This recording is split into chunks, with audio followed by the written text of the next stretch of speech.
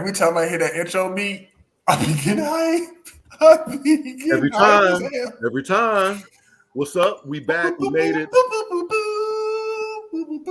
That just be going hard, man. Straight No Chaser, the podcast.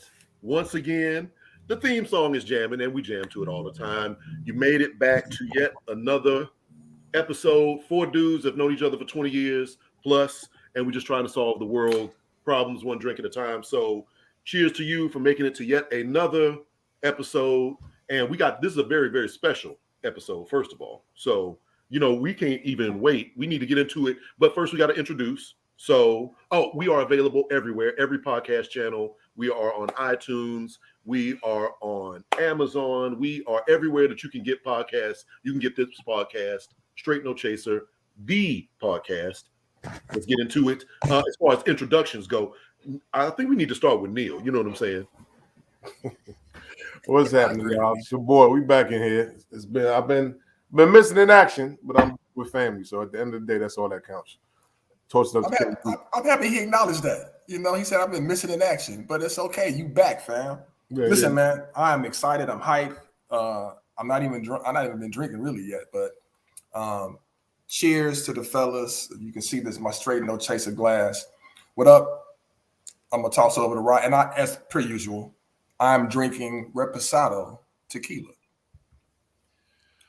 Nice. What up, everybody? Ryan in the house. I'm in my little Straight No Chaser glass right here. I got a little Irish whiskey. I think I'm about to give it up and go tequila cage. I think I might. I might do the tequila.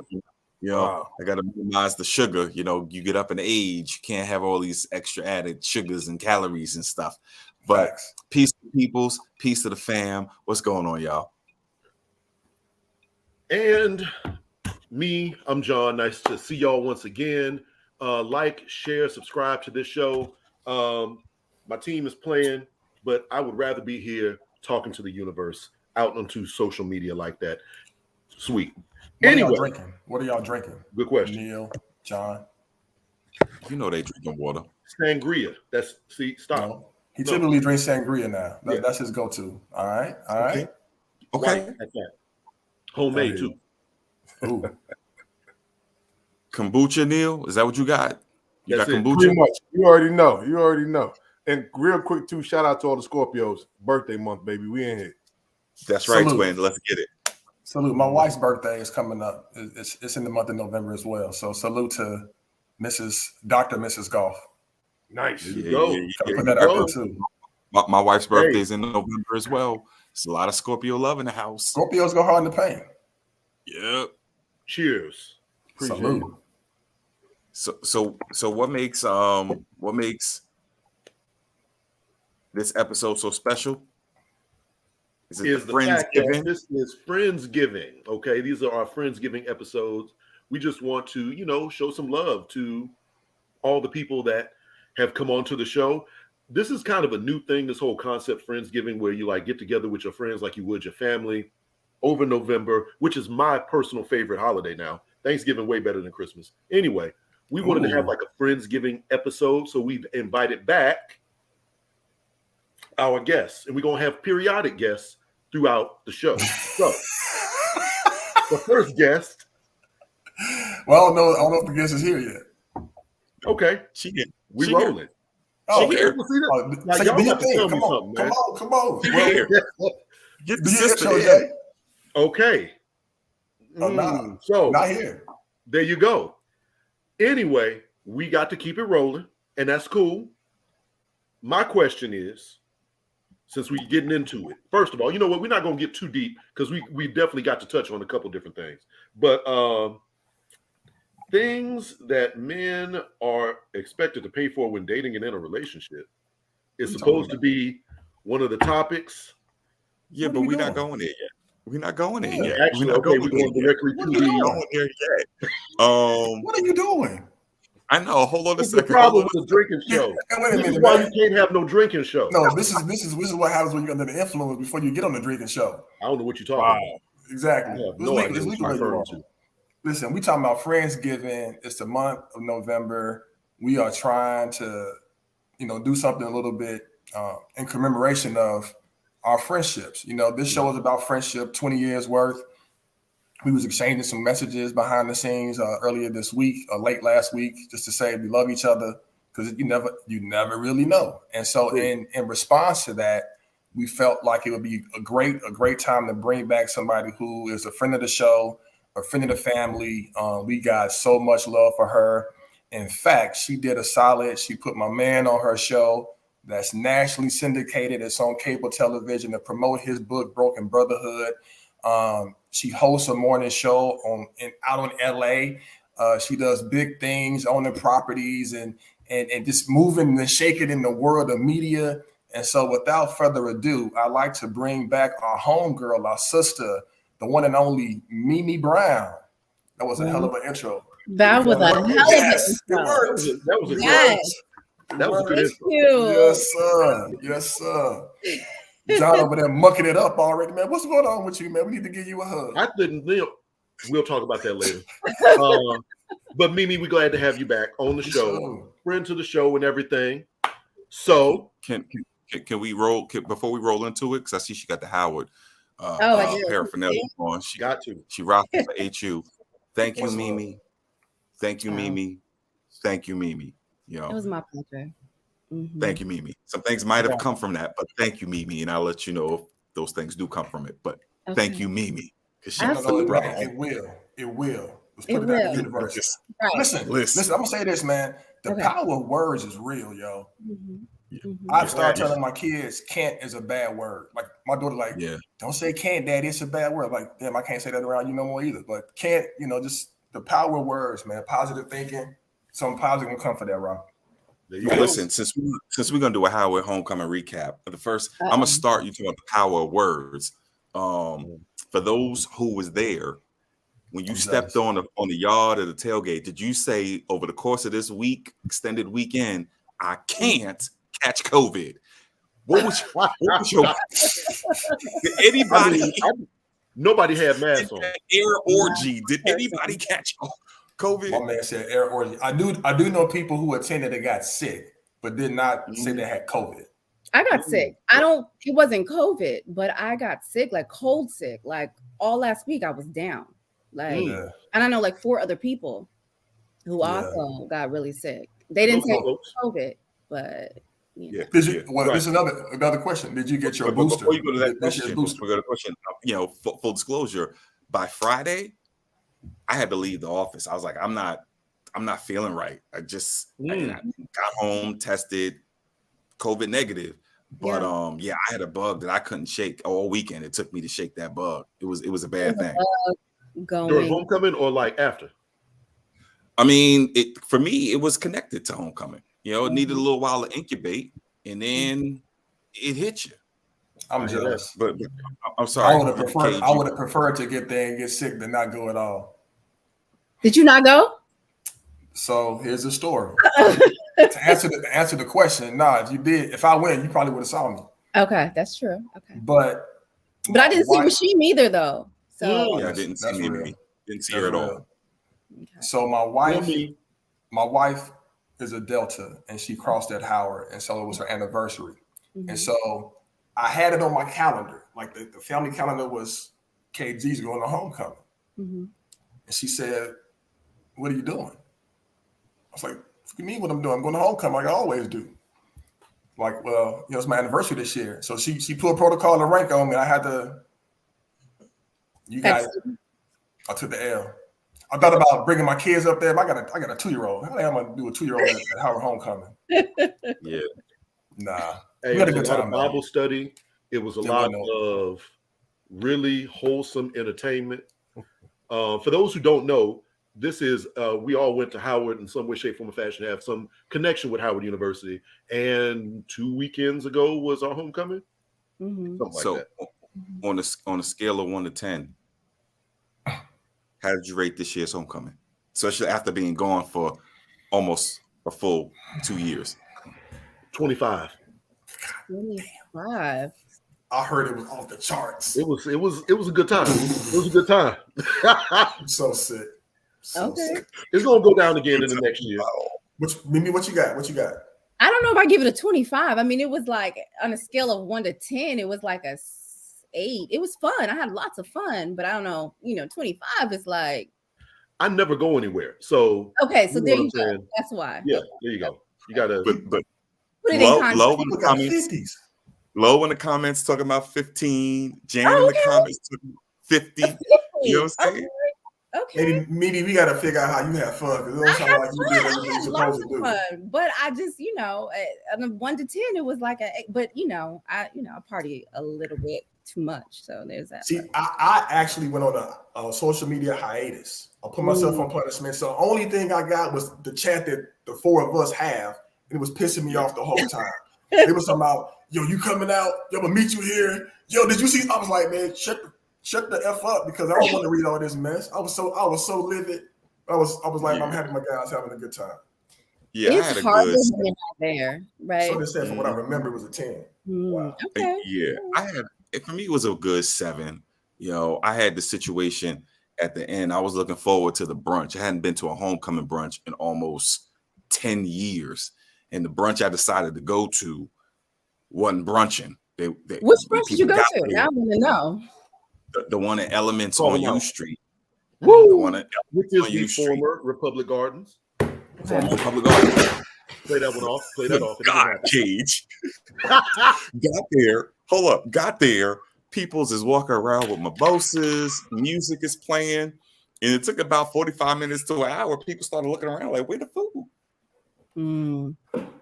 All of a sudden, we found out something happened with the kitchen. Yeah. I think I heard about this one. Yeah. I think I heard about that one. Yeah. Yes, Jennifer went to the brunch with no food. I showed up early for food, not for day party. I wanted brunch. So I didn't even come out on Sunday. So all I had was Friday night, Saturday night. So I was good. I had a good time. Sunday I was chilling. So I didn't even go through all that. Mm-hmm. Okay. Yeah. So so since you was talking, Cage, about you stayed home with the kids, wifey came up to celebrate her anniversary. How y'all feel about spouses and significant others coming with people to they partners' homecoming? That's a mistake, in my opinion. Listen, my wife and I talked about, when we go to homecoming, we're gonna be in different hotels. Like, wow. We legit discussed this. We legit discussed this because our homecoming, like, on the bros, we kick it, we go hard in the paint, and so I don't want to hear nothing when I come in at 4 o'clock in the morning. Like, we're not doing any of that kind of conversation. So it's homecoming is typically on my agenda. We have travel plans as a family. We do stuff as a family. Individual travel. Homecoming usually is on my side of the calendar. Like, this is KG's trip.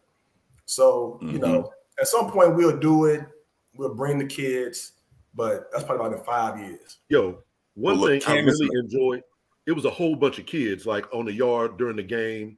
And like, it was nice to see like families and all that out. It was a real, good feeling out there on Saturday. You know what I'm saying? Yeah. And I think as we get older, it becomes reasonable for you to bring your partner, your significant other, your wife, hubby, kids. It becomes reasonable. You just have to pick and choose what you go to. Mimi shaking her head like no. No. I don't disagree with Mimi. Like, to navigate the space where, again, we had to make a decision, and it was I almost was like no, but because she's Greek, I understand what the significance of the anniversary is, and she came back hoarse. I'm like, for real? She trolled me with some pictures. She went to go see the bros and started sending me pictures with them, like the ones that she know. I'm like, you sucker. Yeah. But it's all love. If your significant other didn't go to Howard, you really can't take them to homecoming because they won't get it. They won't understand. It'll be a problem, right? Like, I had a girlfriend who brought her husband and her child, and they were in the hotel the entire time. And I was like, you're not going to go check on them? And she was like, oh, they'll be okay. They'll be all right. They'll be fine. So I just choose to leave them at home rather than feel the guiltiness of having to get back to the room. You know what I mean? So I'm not ready for that. I'm not that level of adult yet where I feel like I need to bring my entire family to homecoming. I'm not there. That's like a 50-year-old type of task. Yeah. What if they went to an You HBCU got some and they 50-year-olds on understand? screen. They understand. Did they go to Howard? If they did not listen, if they did not go to Howard, I don't care what HBCU you went to, it's still not the same. You can't go with. You heard what she said. She said she don't care which HBCU you went to. Well, it's really not a strong comparison, right? You know, we kind of had the dialogue. You know, FAM has a great homecoming. You know, Spell House. You got A&T. They got G-Ho. Right. You know, A&T's homecoming goes hard. It goes hard. It does. It ain't Howard. Like the thing that Howard has that I think a lot of them don't is one is in the city. That's a popping city, right? Not to mention the alumni is off the chain, the yard is off the chain. It's more notoriety. So you can't. There's no comparison to a Howard homecoming. There's no comparison. And then my homegirl who lives in LA with me, but she's from New York, so she came to meet me. My other friends from Howard were being mean to her, right? Like, who's the random? I mean, but that's what I'm saying. So when you bring other people, it changes the dynamic. Because you can't let your hair down. You can't. And who's the outsider? Women are mean, and sometimes they can be vicious. They can be mean. Yes, I've been mean to people that come around us. I'm like, man, who is this? Who is this? I use some choice words. I couldn't argue. I couldn't say anything because it was like, she didn't get the joke. She didn't understand the references. Like, you know what I mean? It's that whole thing. Right. It's hard to bring an outsider to homecoming. Yeah, I'm gonna do a little bit of a pivot on a little bit more. Before you pivot, can we just shout out some people real quick? Adora, Cam, Jamila, Tease, you know what I'm saying? Decca, thank y'all for, hitting us up. Low Ray hitting us up in the comments. Jan and Cherie, always there. Just wanted to give y'all a shout out, Cage. Go ahead. Yeah. Wait, Low Ray said 12 Stories was the place to be, and she's right. That's where I went to brunch when you brought up brunch. So and that was right next door from where I was. I was at Levy, and I didn't even think people wound up going there. It was crazy after a while. I went to 12 Stories. There you go. Always. We gotta tap into our resources more, Ron. 2020. Yes. But I'll say this on the more somber note, man. Recently, there's been a tragic murder in Houston yet again. I'm a fan of the Migos, and I've always said that Takeoff was my favorite one out of the group. He had the most flow, I think, a little bit more charisma, but he was also the quietest. But another senseless, loss of life. Another young black brother killed. How y'all feel about that, man? Did that hit y'all in any way? Was it kind of like here we go again? You hear all this noise about the lyrics and what people talk about. Like, how y'all feel about this? I think it's crazy that it keeps on happening. Go ahead, Neil. No, I was about to say I don't know. It's touchy. It's a two-part feeling for me. Like, of course, condolences to anyone that loses their life. Anyone. Yeah. But it's almost like, I don't know. Like I said, it's just me. It's like we put these rappers on a pedestal when they pass away and long live and this, that, and the third, yada, yada, yada, yada. But this been going on forever. And then I don't know, maybe it's age in me, but the other part of me says we mourn all these rappers that we don't know. But like I say, it's lost a life. How many brothers and sisters brothers and sisters are losing their life in the hood every day? Like, since Takeoff passed away, imagine how many people passed away in New York, Boston, Brooklyn, Chicago, wherever, of normal, everyday young youth that the world will never hear about. But, it's when we lose the rappers, it's like, oh my God, violence is so, and yes, we lost another one, but for every one rapper that we lost, and like I said, condolences, a life is a life, we probably lost like 20, 30, 40 youth in the hood, in Southeast alone. So, it's touchy on me. I just think it's sad across the board. That's an interesting take. I mean, you sound almost desensitized to it, but almost from a standpoint compassion in the same vein, because he has more notoriety because of who he is and what he does. I don't think anybody minimizes the loss of life in general. I think it's the fact that, senseless violence happens all the damn time. But this just, when you think about the conditions under which this dude kind of lost his life, and he wasn't, he's the kind of the quiet one of the group. I think that's kind of what I'm trying to get after from you, from the group, from the panel. Like, all right, how do you feel about that piece? I mean, It's of course a terrible thing, Blase Skippy, like what Neil was saying. But I think that we got to like question, why is it that this keeps happening to so many people, whether they're famous or not, a male or female, et cetera, et cetera. I mean, I've seen a whole lot of chatter on social media about people saying that it is more violent now than it was back in the 90s when we were young people or whatever, teenagers. And statistically, it's not. There was more violent crime at that point. I think that social media tends to make things more accessible so people see it more and feel like it's happening more, but it is not as bad as it was once upon a time. Not that that makes it better or what have you. I agree with Neil that it's unfortunate that it seems to keep on happening. And it's like, I don't want to go the route of like, it's the music you listen to, you know, somebody was saying, you know, live by the sword, die by the sword, kind of, you know, Republican talking points. That's not my perspective, because it seems like, you know, it's always like the decent, quiet ones that seem to get shot. But, you know, you can't on one hand praise a certain kind of behavior, and then on the other, when that behavior is like happening, you can't like gangster shit, and then when gangster shit goes down, be mad that the gangster shit happens. Sometimes it happens. That's real. Yeah, I am desensitized to it. Just as I'm desensitized to when the cops kill us, I'm starting to get desensitized when we kill each other. I am. We sound like some old white Republicans right now. But listen, I'm gonna make it even worse. I'm gonna make it even worse. I'm gonna make it even worse. Every time this happens in our community, especially when it happens to those who have status, because everyone knows them and everyone gets on the social media, they do their digital mourning, and if that's how they have to mourn, that's how they have to mourn. It is what it is. I'm not going to judge them for their process of mourning.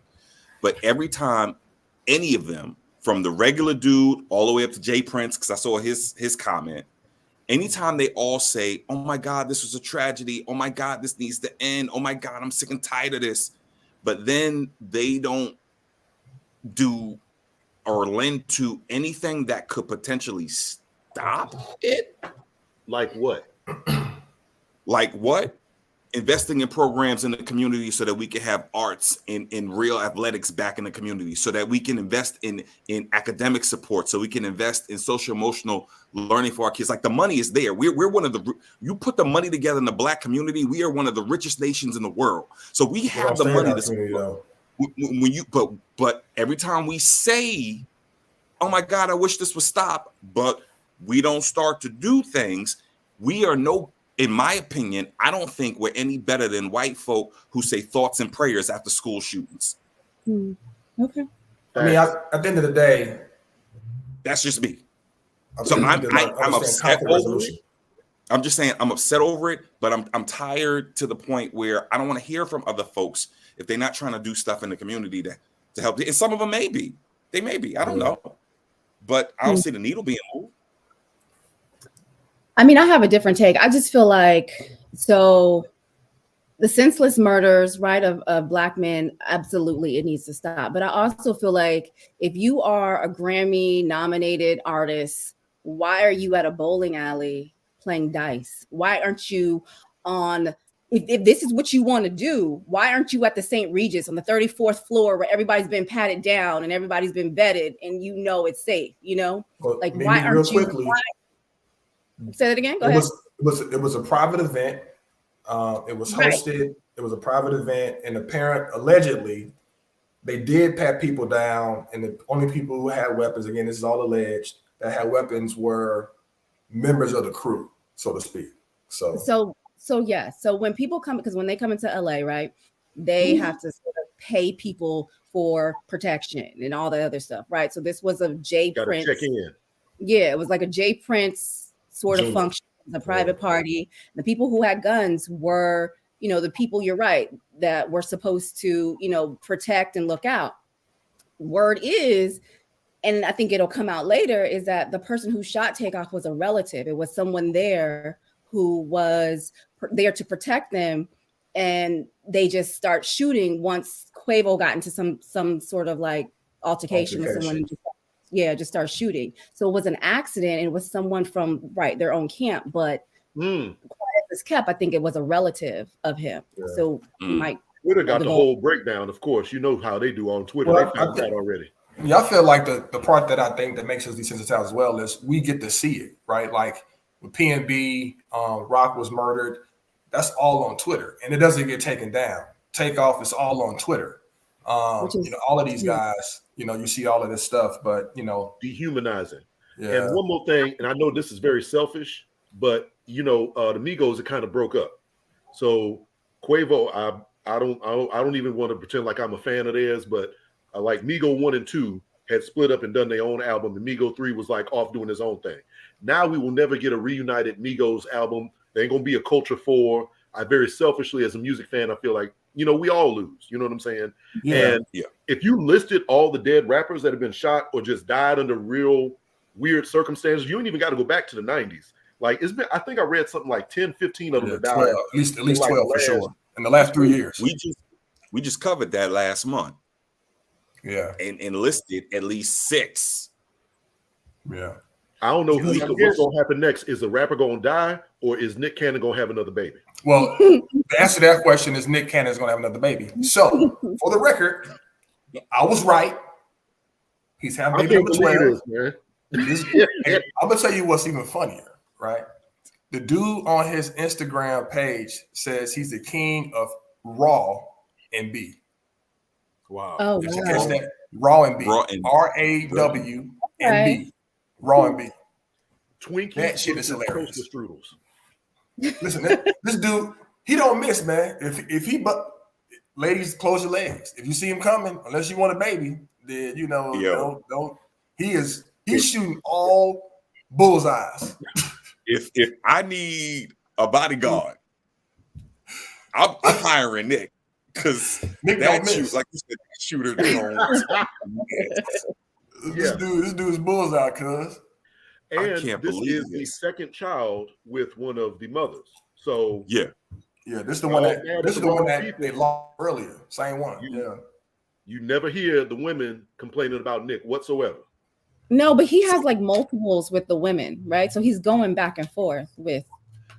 I think it's rotation. Can I ask Mimi? Let's say you know, Nick run up on you, Mimi.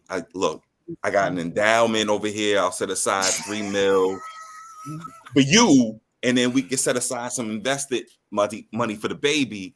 Can you give me number 14? Hell what will be your response? No, there's no way in the world. This doesn't make any sense, because everybody keeps saying, you know, Nick has all the money, but it's not about the money, right? It's about the time. Like, how are you spending time with these kids? Like, you cannot be everywhere at once. So how are you, you know what I mean? And it's just, you know, we always talking about the Black family and the Black father and all these other things. Like, you cannot give all these kids the same attention. So it's not about the money. So, you know, John been saying for months that he would move all of y'all onto one compound. So if you all on a compound, like a little cul-de-sac, like somebody was saying, like Big Love. So you got wife number 1, 2, 3, 4, 5, 6. They may be okay with that because they don't mind sharing. Clearly, they all know what's happening. They may be okay with that, but he gonna get the. I'm gonna predict by the end of next year, he might get the 20. I would put some money on that. I feel like he got to. I think he's gonna tap out at like 15. Look, he may do that. He may not, because the man wants to spread his seed. But I'm just gonna say, to each their own. If that's what he want to do, if the sisters want to be down with it, it is what it is. I'm not gonna yuck his yum. ... What a day. But I'm just gonna move on to we're gonna interject a quick recommendation for the people right now. Family, it is November. There are multiple Senate seats up. There are multiple House of Representatives seats up. There are multiple governorships and state legislature offices up for grabs. Quick recommendation for the people. Y'all better be registered and you better vote. And I'm not registered because I just, was dragging my feet, but I did the research because I live in Maryland now, and I know I can show up on election day, register, and vote, which is what I'm gonna do. So I expect all of y'all to go on out there, because if you don't vote, we will quickly be looking like, Nazi Germany before you know it. Absolutely. And the story. Toss it to John. We're going to look like Nazi Germany regardless, but we're going to leave it there. This is Straight No Chaser, the podcast. You know what I'm saying? Just 4 guys that have known each other for 20 years. Thank you for joining us once again. We appreciate you. Our Friendsgiving special. And we're going to keep it rolling because this is what we do. We've got yet another fantastic guest. Please introduce yourself. Hey, everyone. I'm Tiffany. I am the sole contributor to the Dear Wissy advice column. Follow me on all platforms. It's Dear Wissy across the board. And then the website is www.dearwissy.com. All right. Yes, See, sir. Yes, sir. we bring the heat on this show, Straight No Chaser podcast. Please like, share, and subscribe. We are available everywhere that you can get some podcasts. That said, I believe that we got some advice. Yeah, we got a couple things to talk about a little bit. Uh-huh. So, I'll tee this up for the folks, and I really want to hear the ladies' perspective first. Real quick. And make it clear where you get it from. Where'd you get this from? No. Let me. I got this. I'm not new to this. I'm true to this. My question: when you hear the phrase "a relationship takes work," right? When you guys hear that, what does that mean to you? Want to go first, Mimi? Or Go ahead, Tiffany. You got it. Tiffany, you knew, so go ahead and. It literally takes work. It literally is an action. A relationship is an action. We have this fairy tale. We fall in love, and it's just gonna work out, and everything is gonna be all hunky dory forever and happily ever after, and all that. No, you got to work at it. It takes work. It takes communication. It takes hating them for a minute, loving them again, liking them, wanting to beat their ass, reeling it in. Relationships are absolutely work.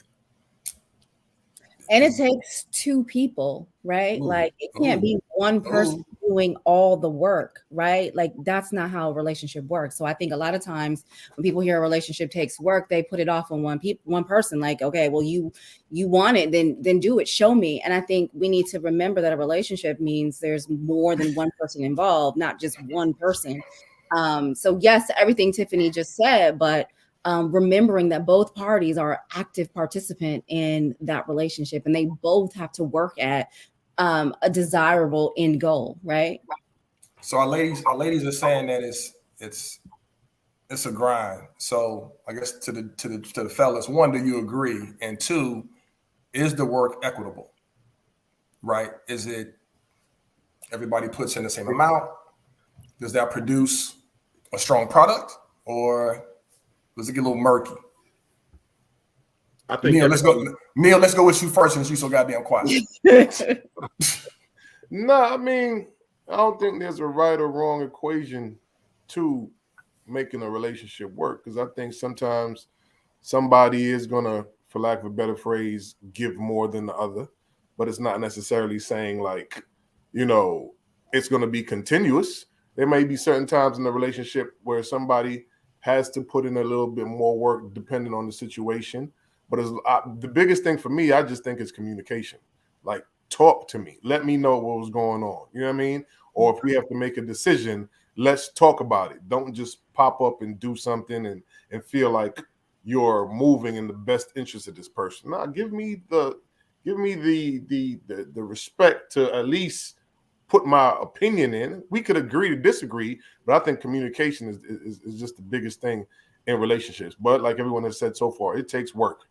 It damn sure it takes work. I think like Chris Rock said this one thing one time.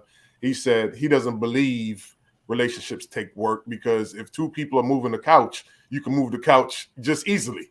But if only one person is holding on to the weight, it's going to feel heavy as hell. So just communication for me is the biggest thing. But yeah, it's work. It can be troublesome at times. I agree. No, Brian, you got a perplexed look on your face. For those that can't see him, it takes work. I think, not that I figured this out and I've got it perfect, but I think the work, the majority, the overwhelming majority of the work, or let's just say a lot of that work, should be individual work first. You know what I'm saying?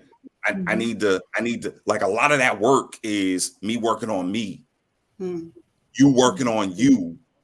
So then when we get together, it ain't as much work because we've done a self-assessment. We worked on our communication. We're trying to be considerate of the other partner, as opposed to just walking into relationships like it's all about me and you just got to take me the way I am. Well, then in that case, it's going to be a hell of a lot of work for somebody.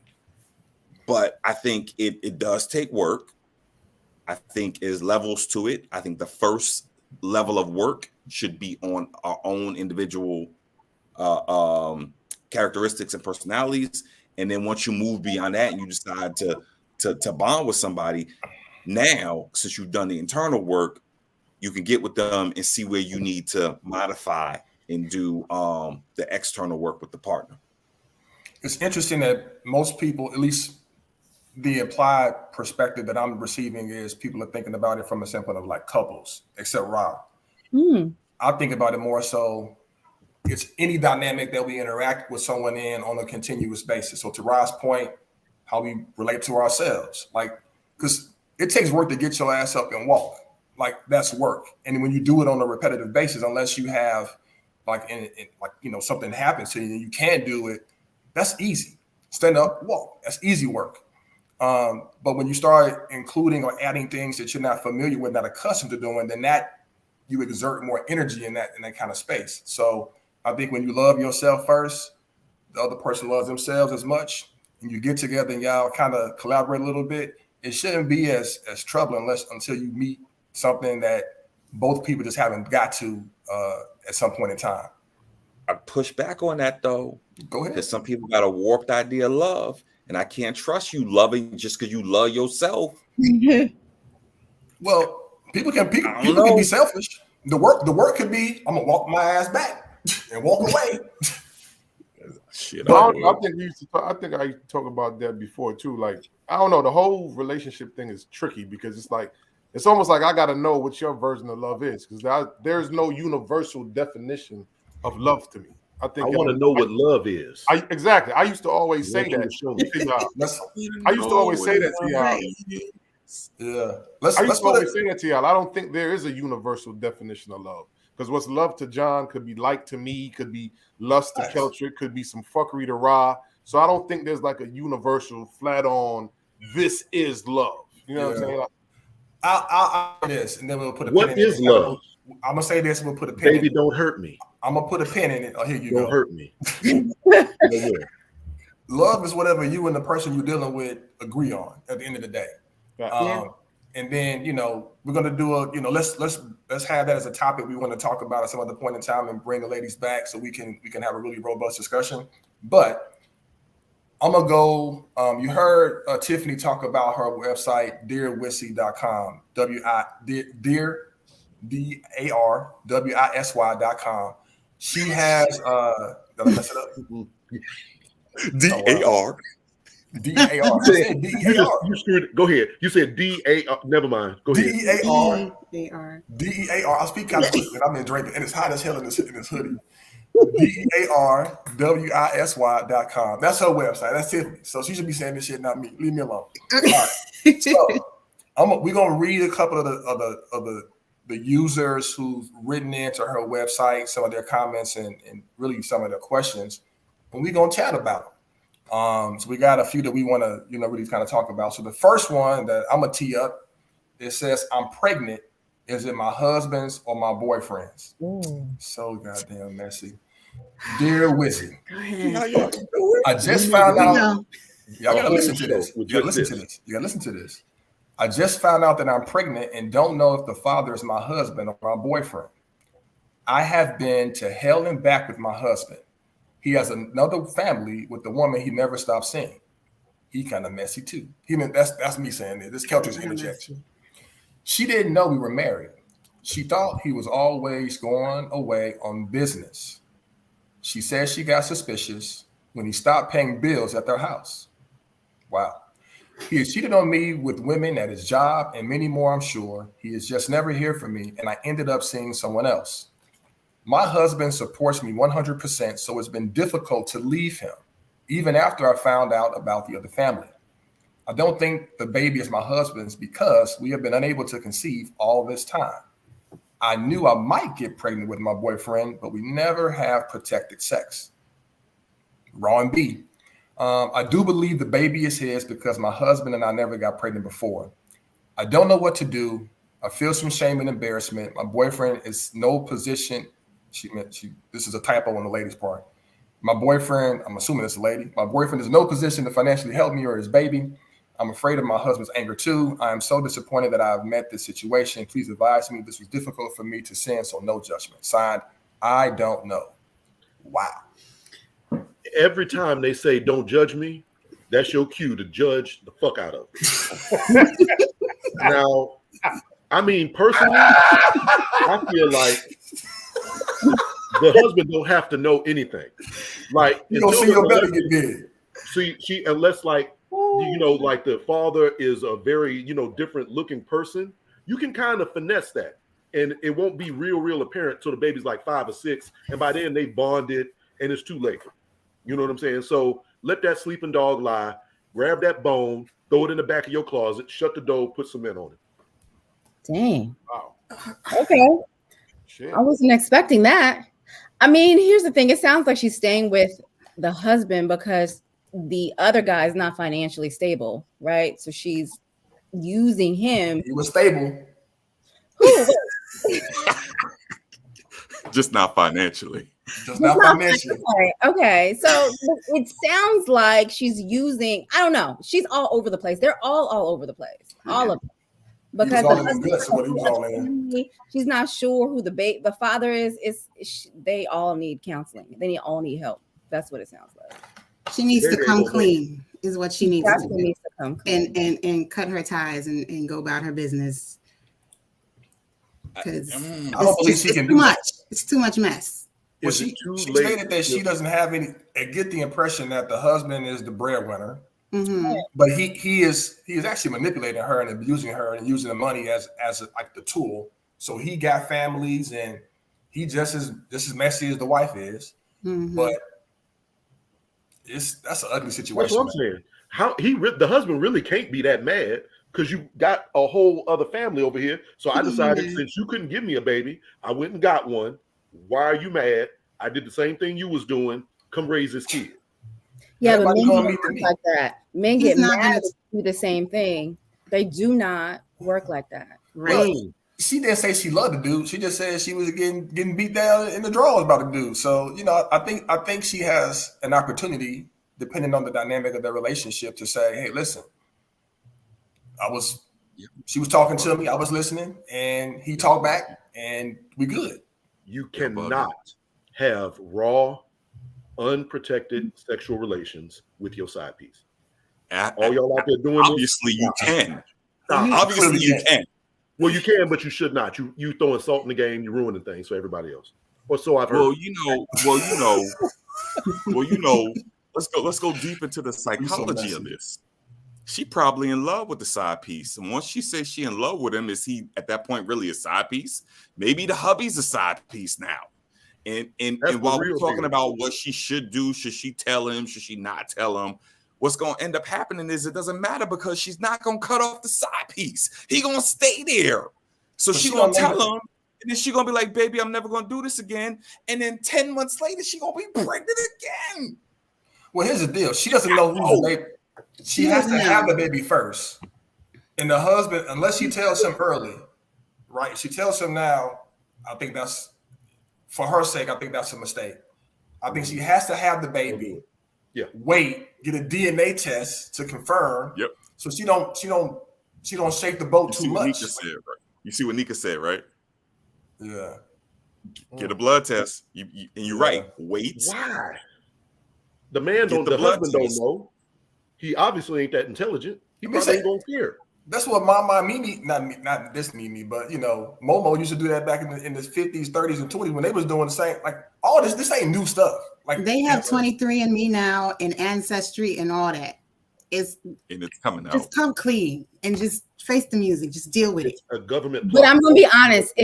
If I would never be in this situation, but I would not come clean. I would probably ride it out. Just being honest, I would probably ride it out, see who the baby look like, right? Just kind of like feel it out. I can't do it. Just kind of see what's happening here before I up all the way out there. Like, honestly, if that were me. Thank you, Mimi. Thank you, Mimi. Mimi's being Mimi's being totally honest, but did you not hear how fucked up that sounds, though? Let me ride that shit out because your ass was double dipping. No. You double dip. Yo, fuck you on different one? They only interested in what's best for the kid. Shut up, man. I can't. My conscience would eat me alive. I couldn't do it. Neil, yeah, go ahead. I feel your pain, but Mimi need to see first if this baby got hazel eyes. Yeah. Because if the baby don't got hazel eyes, she can ride with it. Especially if I'm living with the man, like the husband that's paying the bills, and then the side piece is broke. Like, unless I'm homeless, because I'm telling you, men don't react the same when women do the same thing. So let me just see how. Let me just build it up. We're gonna move on to the next question, but she did say that the husband has an anger problem. So Tiffany, you'll go at it. Side pieces. Lesson number 2. All right. So the next letter is she won't let me in. So, dear Wissy, I met a girl I like a lot. She's the first girl to make me feel like a guy. I'm a trans man, and before this, I always felt like the girls I dated saw me as a stud and not a dude. I am a man. There's nothing feminine about me. I haven't had my final procedure done, but you wouldn't know it by looking at me. But anyway, back to the girl who has my heart. She and I have been talking nonstop. She knows I'm trans, but she's telling me that she's nervous about us being together. I'm assuming intimately. She wants to get intimate, but she has never been with a trans man before. I told her I'm no different from any other man she's been with, but she's still nervous. I want to show her that she has nothing to worry about. She deserves to be treated like a queen, and I can do that for her in every way possible. She just needs to let me in. What can I do to make her more comfortable? I'm patient, but I also have needs. LOL. Hey, man. Hey, time out. I got questions. Time out. Questions. Listen, Tiffany, I'm not as versed in the LGBTQIA plus community. When a trans person, so is this somebody who used to be a woman and now is a man? Yes. Okay. And also, this person who said that they haven't had the final procedure, I'm assuming they don't have a penis. They don't. She does not have a penis. Okay. But you wouldn't know it. But he said that I'm no different from any other man she's been with. How is that possible? I mean, for the uneducated, how's that possible? I don't know. I didn't get details. I don't know. I can only use my imagination. Yeah, but strap on something. I don't know. Right. But she said, okay, if I understood the letter correctly, the girlfriend is ready to be intimate, right? And the trans man is also ready to be intimate. So what's the problem? No, the girlfriend is nervous about being intimate. Oh, okay. So the trans man is ready. The trans man is ready. The trans man is ready. The natural is that the girl. The girlfriend is like cisgender. Is that cisgender? It's a cisgender woman is like I'm unsure. Then as a man, he's got to wait until she's nice and comfortable till whenever that is. That's it. That's the bottom line. Yes. So and you know what? She ready, says she just like any other man. John, you hit the nail right on the head. That's what we got to do. Keep breaking off. Keep taking her to you know what? Keep our Fridays. It'll happen. You know what? He said I'm patient, but I got needs. So he might be in the same boat as the last lady. Yeah, you know what? It also, old girl just may not be ready and willing to commit to the lifestyle. She just may not be there yet. The biological woman may not be ready to commit to the lifestyle, and it may be messing her up. So she could be manipulating the brother to maybe have him go down. Ladies like to be now, play with the nipples, Wait a minute. all that good stuff. After a while, that's you need And then I assume that's already taken place. Like I'm assuming they but I'm saying, whoa. What I'm saying is, she's like, I will stay there in that zone, but I won't go any further. There's plenty of masculine leaning women or trans men that are not comfortable with being pleased, period. They want to be the givers. They feel like that's what men do in bed. So we don't know enough about the information behind both of the two people to really make any kind of statement other than he has to wait until she's ready to go. And if that takes too long, and if she's taking too long and you want to split, I'm not gonna stop right there. I'm not gonna stop. I'm gonna push because y'all hear that? Yes, this is Rasheen pushing. Because the sister that he is waiting on still, I mean, sex is more between the ears than it is between the legs. The sis he is waiting on still has to be fully comfortable with the idea that the sex, the penetration, the what it takes to get a man aroused, which is what she may be used to, is going to look different with her trans man. Yeah, I mean, you're not wrong. And she may have to get used to it. You're not wrong saying that the sister has a big hurdle that she has to leap. And until she fully accepts the nature in which this relationship kind of is situated, because she's probably, when she sees it like this is a trans man, she doesn't necessarily look at it as this is a man. And the trans man, like, listen, I'm a guy. I look like a guy. I'm a guy. I just got a date link. So yes, you know, it's Jan said it's not different. Yeah. Mimi, you quiet. You kind of just gonna... I am not equipped to handle this conversation at all. So I'm actually reading Jan's comments like she's teaching me right now, you know, because she's literally, you know, letting us know it's not different, what it is. You know, I'm learning from Jan right now, you know, literally. I mean, we get every kind of listener and audience, and we love everybody on Straight No Chase on the podcast. We're not going to talk about any people who might rhyme with Hewish on this show. We just want to keep it moving. We're not causing any kind of problems or consternation. Straight No Chase of the podcast, available everywhere. Yeah. All right, last one. Why won't he have a date night with me? Dear Wizzy, I am frustrated that my husband no longer takes me out on dates and is spending his spare money on his hobby, the car. He buys car parts on a monthly basis for his hobby. When we go out, he expects me to split the bill. I feel disrespected, yet I'm not sure if I should be feeling this way. I've spoken to him about date nights, and it may seem like I nag him. I didn't mention it for a while as it's disappointing.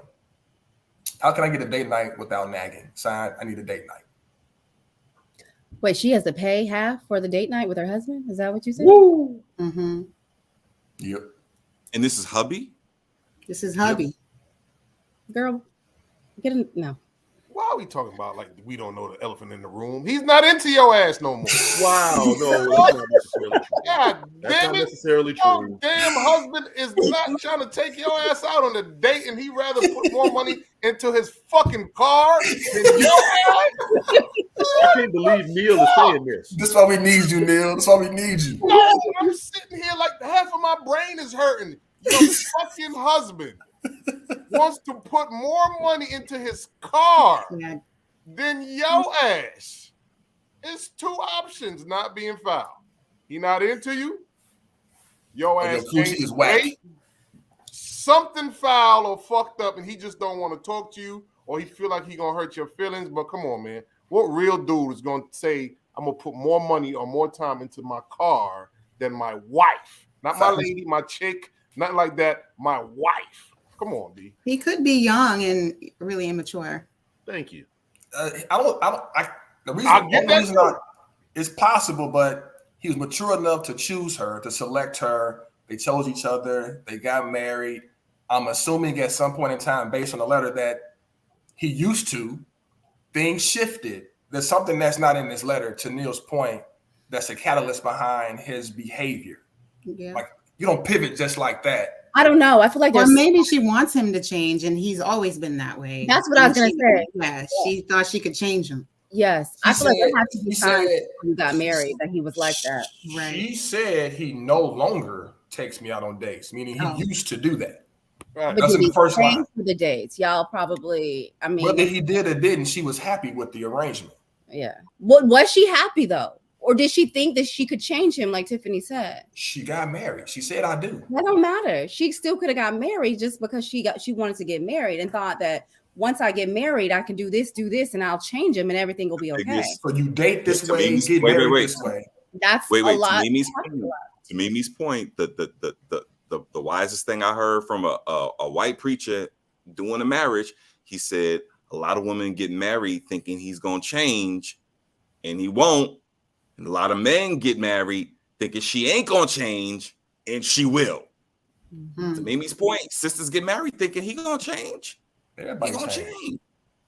He gonna change. Or I can change him. I can do this. I can do that. But again, in every change, there's typically a catalyst to some extent, whether it be a evolution or something happens where something shifts. Like we said earlier, it's all about communication. I don't know if she has not expressed this to him clearly. She says she has. Then, and he's not doing it, then she has to ask him, like, why? What's up with this? You know what I'm saying? Communication. Well, she said she doesn't want to be though? That's stressing you the fuck out. Maybe One. he wants to devote his money. Wait a minute, hold on. It's me. What if he just wants to devote his money to fixing his car up for a few months? This is just me. If that's your wife, and like KG said, he used to do this shit. He no longer does this. I have brought it to his attention. I feel like a nag. He's not into you no more. Go ahead, Rashid. Ask that question. And go back to that last comment. Leave that one up for a second. Wait, which one? This one? The one from Jody Oliver. Is it always? Yeah. Go ahead and say what you're gonna say. We can tackle night always on us. So here's my thing. I think she may be a little bit off kilter with this. I question the nature, the financial stability of their relationship. Because once you marry, what's yours is mine and what's mine is yours. That's the nature of marriage. If we divorce, you can split that right down the middle. It's 50-50. So it don't matter if you are paying or I am paying. It should, in this context, all be coming out of the same pot of funds anyway. So we're splitting it regardless. I'm gonna push back on that because some people when they finances can happen a couple of different ways. You can have a general family fund, and you gotta have your money, their money, everything is separate. You can do everything is separate where you assign certain bills. I mean, it's just that part can be different. But I think the question around can she take him out? That's a valid question. And also, I think it's cool for her to say, like, hey man, I want to be courted. I want to feel like you still an end to me as well. Like her request isn't invalid. I think there's other information that she hasn't shared with us to make it more meaningful. Right. Meaning you got a face like that don't make no damn sense. No, I'm trying to follow. There's a couple of things. So I just feel like if they never go out, and she's looking for him to like show her some attention, she's probably looking for him to pay for it, right? She's looking for him to like give her what she feels like she's missing. So splitting the bill probably feels like, we're friends. I split the bills with my girlfriend. I'm not splitting the bill with my husband. Like those are two different things, right? If we're going out on a date night, should a woman pay, I don't think there's anything wrong with it. Am I going to do it? Probably not. But do I think there's anything wrong with it? No. To answer that question. But you already know how I am. I'm not doing that. So listen, my advice to them would be to check. They need to read the 5 love languages and figure out where they each are, and then align there. That man is busy updating his carburetor. He don't have time for no damn love languages. I mean, listen, Tiffany, what did you tell her? What did you tell her in your response? I told her to get interested in cars. The date is in the driveway in the garage. Tiffany, tell him, please tell him. It is. It's super logical. Super logical. She said your love language better be armor all. Yeah. Exactly. Don't make it difficult. Well, I'll say this, man. We appreciate Tiffany you joining us. Please, hopefully you had a good time hanging out with the group. True. And Tiffany, as a show of our appreciation, we want to open the door for you to provide a recommendation to the people. Now, generally speaking, when we do this, the recommendation comes from all of us, and we provide the listeners with some things we think that it would benefit from. So at this point, we're gonna, from a Friendsgiving perspective, from us to you, recommendation for the people. All right. Well, keeping it related to what we just spoke about, communicate, keep it real with your partner. Do not send a representative at the beginning of the relationship, and follow me on all platforms at Dear Wissy. That's all. Thank y'all so much. I had a great time. Sister. Appreciate you. There you go. Thank you. Thank you for coming. See, we got cool people here on the Straight No Chaser podcast, coming at you live once again. Thank you for joining us. Please like, share, subscribe to this show. Tell your friends about us. We've been doing this for a minute, just four guys trying to solve the world's problems, one drink at a time. And we have got another fantastic guest. And we're just going to jump right into it. JoJo St. Clair. Go ahead, tell the people about yourself. Well, listen, no pressure. Hey, guys.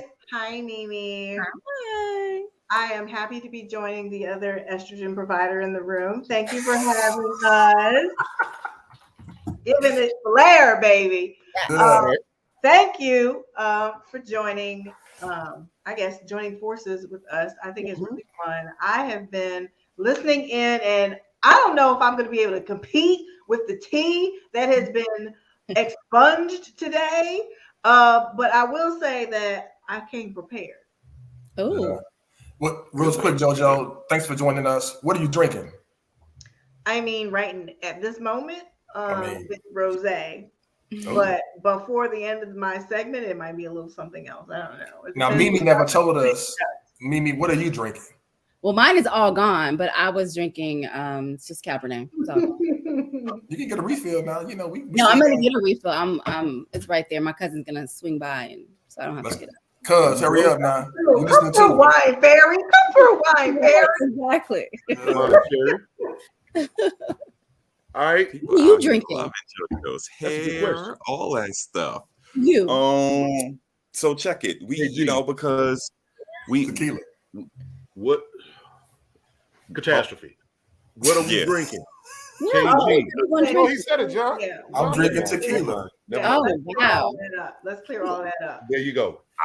I was drinking Irish whiskey. Wow. I am out. And maybe I will disappear and go get a refill while you keep it going. He got the whole bottle, sir? Absolutely. I come prepared. This is Straight No Chaser, the podcast. Talk to him. I drink straight tequila, no chaser on the podcast. There you go. Big thanks. Underprepared today. Dang. You catch up. Sangria. Sangria. Okay, he got that Stay Chilled stainless. He's not playing with y'all today. Big odds. Yes. Nothing till my birthday. You already know me. I'm on my little kombucha and detox. Hey, I'm sorry, dog. I love y'all. What is in kombucha? Don't worry about it. It ain't something for his stomach so you can go to the bathroom. Yeah, and you know what? While he meditating on his kombucha. What'd you say? I'm sorry. Isn't it leprechaun tears or something? I don't know. Leprechaun tears, JoJo said. You drinking leprechaun tears. I thought it was. But fair trade. It's fair trade, though. I know that. Cage, I want you to pull up a couple of images because before we get into some other stuff, it's season of Thanksgiving, and we always like to know which one gotta go. So I'm gonna give Cage a second to pull up a whole assortment of different Thanksgiving sides / and desserts. And we need to hear from each of y'all on the screen. We got on the screen, for those who are listening to us, we got mac and cheese. We got whipped potatoes that look like got some succulent gravy on it. We got some, it could be succulent. It could be dressing or it could be stuffing, depending on where you're from. I call it dressing. No, that's not dressing. That's stuffing. That's stuffing. Wait, what? Hey, it's already started. It's already started. And then we got candy yams. If we talking Thanksgiving dinner, that's not going nowhere. Period. Which one got to get up out of there? Because Jamila already in the comments talking about mashed potatoes got to go. I agree. Absolutely not. No. I agree. No. All right, let's go one at a time. Let's go one at a time. Goodness is it supposed to be? Who you got? Let's start with the ladies. JoJo. Okay. JoJo, which one got to go first? Which one has to leave? None of them. I quit. That's weak. No, that's not how we said none of them. What you gonna do? That's not how we play this game, JoJo. There's nothing you can do about it. I quit. I'm not playing in this game. You don't play with the 4 quadrants of my life. That's why you got to make a choice. It's supposed to be hard. Why would I show up? I don't like this game. One of my best friends tried to play this game, and it was like Ralph Tresvant and Belle Biv DeVoe and Tina Marie, and I was like, no, we're not getting rid of any of these people. This game is horrible. Mimi. Yeah. If I have to choose, I'm choosing none. Okay. Okay, so I don't know. It's between the stuffing and the mashed potatoes. Okay. This is super easy. Yeah. I'm gonna go with the stuffing. I think the stuffing's gotta go. Yeah. Stuffing's gotta go. I rather. What? Who raised y'all? Yeah. Listen, at the end of listen, let me make a statement. Thank you, John. This is a declarative statement. Stuffing and dressing are 2 different things. It's 2 different things. How sweet. Okay. Whichever's on this window. Look it up. This is stuffing. This ain't the dressing that your mama made with the cornbread and everything else. This is something totally different. Yeah. And when you look at this, stuffing got to go. That shit is nasty. It got to go. I don't even like mashed potatoes. Whoa. And I don't. That's the reason too. I don't like mashed potatoes. But the stuffing's got to go. Stuffing got to go. Yeah. Wait, Mimi. You don't like mashed potatoes. I don't like mashed potatoes. And you are keeping that in place of the stuffing? That stuffing is horrible. It's horrible, and it can looks. I'm good with stuffing. What's that bottom weirdos? Who's that bottom right is type? Can I go? Yes, stuffing is for white folks. Absolutely, Jamila. Stuffing is for white folks. I agree. I don't want to say that, but I agree. I agree. I'll say it. I agree. The onions in the thing too big, the celery all big, and ain't chopped up nice and fine like it needs to be in dressing. Of course, Rob. I am upset. No, it's not working. You got 5. Go ahead. This is what has to happen. Mac and cheese got to stay because Big Mama's recipe. Yes. Candy yams for me is Jehovah of the plate. It's the God MC of the plate. If you ain't got no candy yams, you ain't got a Thanksgiving plate. The mashed potatoes, they always taste. That's why you need the gravy. Give it some looseness. Don't you say. So for me, if I had to choose between mashed potatoes and the stuffing, because I always have me some cranberry sauce and it goes good with that stuffing, mashed potatoes got to go. I'll mix my cranberry sauce with my stuffing, and then I'm straight. I am straight for the rest of the meal. It's like I don't even know y'all. What you got, Neil? I said that from the beginning. Mashed potatoes got to go. I'm not getting rid of no mac and cheese and getting rid of candied yams and stuffings. Mashed potatoes, ugh. Nah, that got. If we talking about those 4 delicacies, which they all the fuck are, mashed potatoes got to go. Absolutely. The correct answer is mac and cheese. Out of here. Mac and cheese. What? Mac and cheese? I'm sharing my screen. Everybody, it's my turn to say this. I quit the earth. The opinions of John is not the opinions of Straight No Chaser the podcast. We're gonna mute his mic for about 30 seconds so he can't talk no lies. And what we're gonna do now is gonna talk through the desserts. We went through the sides, now we're gonna talk through the desserts. One of these gotta go. In the top right-hand corner, we got a nice slice of sweet potato pie with some whipped cream. In the bottom right-hand corner, it looks like we got the apple pie a la mode. No, that's the peach cobbler. with Alamo with the ice cream on it. In the bottom left-hand corner, we got the Dutch apple pie with the little strips. You know, not the full crust, but not the strudel, but the strips. Yeah, the strips. and then in the top right-hand corner, that's your banana pudding. Banana pudding. So I'm gonna sit on my hands and let y'all fight over this first. Which gotta go? It ain't even no fight for real, because normally I would say yes, but Ra remembers back in the days when we used to all go eat, and Ra used to always have that apple pie with the vanilla ice cream on top. He put me onto that. I ain't gonna lie. So for me, if we saying one gotta go, that peach cobbler, it gotta go. Yeah, because just for clarification, just for me, because I know Ra said this. Ra, is that top right pumpkin pie? That's not pumpkin pie. That's sweet potato pie. Oh, my bad. Either way. Oh, hell no. I don't do that ain't going nowhere. I ain't never had no pumpkin pie. Yeah, that ain't going nowhere. The banana pudding ain't going nowhere. And the fresh, warm, succulent damn apple pie ain't going nowhere. So yeah, the cobbler gotta go. I'm good with that. This is a bunch of white people's desserts. I'm embarrassed for you all. All four can go. Where is the upside down cake? Where was y'all raised? Please mute John's microphone. You bugging right now. No, upside down cake is amazing. But that's what you're supposed to have on Thanksgiving. And you can't. Who has apple pie on Thanksgiving? What's wrong with you? John, listen. You can't be like JoJo and punt on the goddamn question. No, I didn't punt. I said all four of them can go. Let's replace them with some pecan pie, upside down cake, German chocolate cake, stuff that you eat during Thanksgiving. I don't know what this pilgrim's menu that's not on the screen. That's not on the screen. Stop getting your memes from People Magazine. Oh God! Answer the question, John. Which one got to go out of those four? The only one that should stay is probably the peach cobbler. Okay, that's respectable. My Lord, my God, that's respectable. Ladies, the banana pudding's got to go. Okay, sorry. Yeah, that was quick.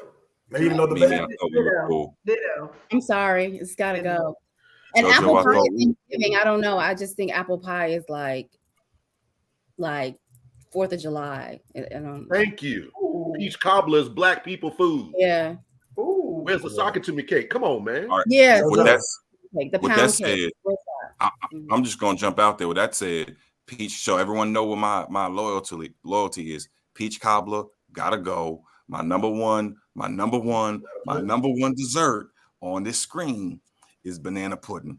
So Ree and Asia and Mimi and JoJo and everybody else who's talking trash about banana pudding, y'all don't know. Y'all just don't know. Y'all. Let me say my answer too. Gotta go. I know it's a bootleg apple pie. Staple. No, it's a staple. I don't know what this is. I don't know what this is. This pumpkin pie or sweet potato pie, it don't look like the pies that I eat. So out of the four on this screen, this joint got to go. That potato pie, whatever that potato is, that shit got to go. Okay.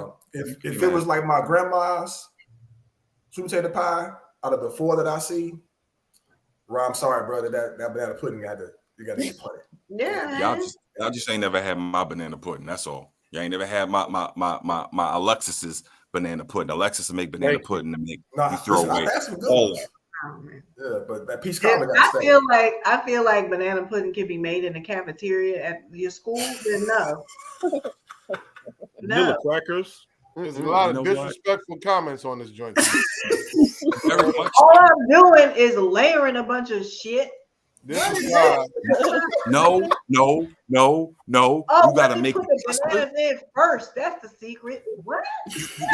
You gotta make the no cooking is the other. You gotta measure shit with the other ones. All you're doing is layering a bunch of stuff that don't go together that was left over at the Thanksgiving feast in the 8th grade. No.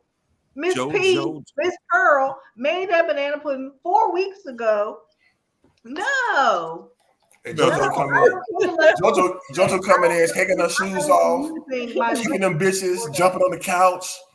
taking the shit in the bathroom, but ain't flushing the toilet. She like, man, y'all gonna know I'm in here. I love it. Keep going, JoJo. Yo, Roger put it out there. There's an art to banana pudding. Hell yeah. Problem is, y'all ain't never had. No. See, this is y'all projecting. That picture had no art. That picture was a bunch of shit, like JoJo said, with a circular cylinder of vanilla wafers and some shit in the middle. That is not the banana pudding that y'all describing. But look, all I know is my banana pudding. And well, you see, again, you putting your banana pudding on the goddamn screen. Leave your banana pudding out of it. What the image represents. Yes, John. You know what? Throw this away. Let me ask you this, ladies. So then you done made your plate, right? All the sides and the turkey, and then you had the dessert of your choice, whether it was on the screen or a different screen or whether it wasn't there at all. And you have to make a determination. Who do you serve first? Are you giving a plate of food to your significant other, your kids, your parents, or are you just gonna go sit down at the table and feed your face? Is this a regular day or is this Thanksgiving? This is Thanksgiving. Joe. Why you gotta call on me first? Because you're the guest. Friendsgiving. It's called being hospitable. So I'm an oldest child, and I was raised selfish. And I have kids. I'm a mother. Okay. I'm eating first. I'm hungry. Listen, I never get to eat my food when it's hot, okay? If it's Thanksgiving, those little Bamas, my loves, those Bamas can get their own food, okay? Because they always eat hot food. And I don't. I want hot food. So in the words of Adora, F them kids. Georgia, where you from? I mean, listen, they know I love them. But Georgia, where are you from? Not that day. I'm from Philly. Okay. Wait, what was that? What? Okay. What was that? He answered the question. No judgment. No judgment. There was judgment behind it.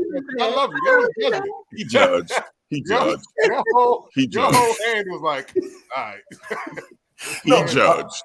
Her answer, and then where she's from gave me perspective. It gave me perspective. He did. Jen is a pole that you wouldn't serve the elders first. You know what? She's nice. You was probably an usher in church. Like, I get it. Jen. I get it. She coming in throwing haymakers, cuz. And y'all better duck. You better bob and weave in this motherfucker. I just feel like somebody who's Roger. Come on, Roger from Philly. He's talking about let the John star. Roger's not from Philly. He just understands that you are. Hold a second. Here go Jen. I was. I was. Thank you, Georgia. She was an usher. You said she was probably an usher in church.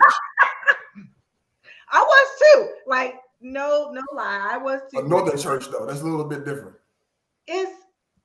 She's a nice person.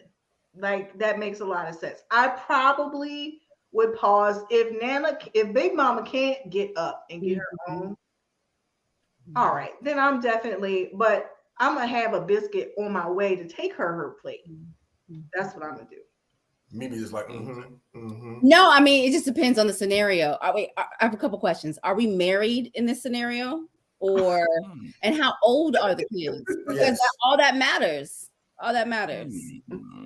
Agreed. You tell me what would be the dividing line. What would be the distinction? Right. How old do they need to be? You have to be married or engaged. Oh, married or engaged. I mean, honestly, I'm probably going to still feed my kids first. Like, I just am. I'm probably going to feed the kids first, and then the husband, fiance, and then myself. Like, that's probably the order for me. But if it isn't husband, fiance, if it's just a boyfriend, he got to fend for himself. No, it's still the same order. I'm probably always going to feed my kids first, just because they're kids. Like, that's just probably how I'm going to do it.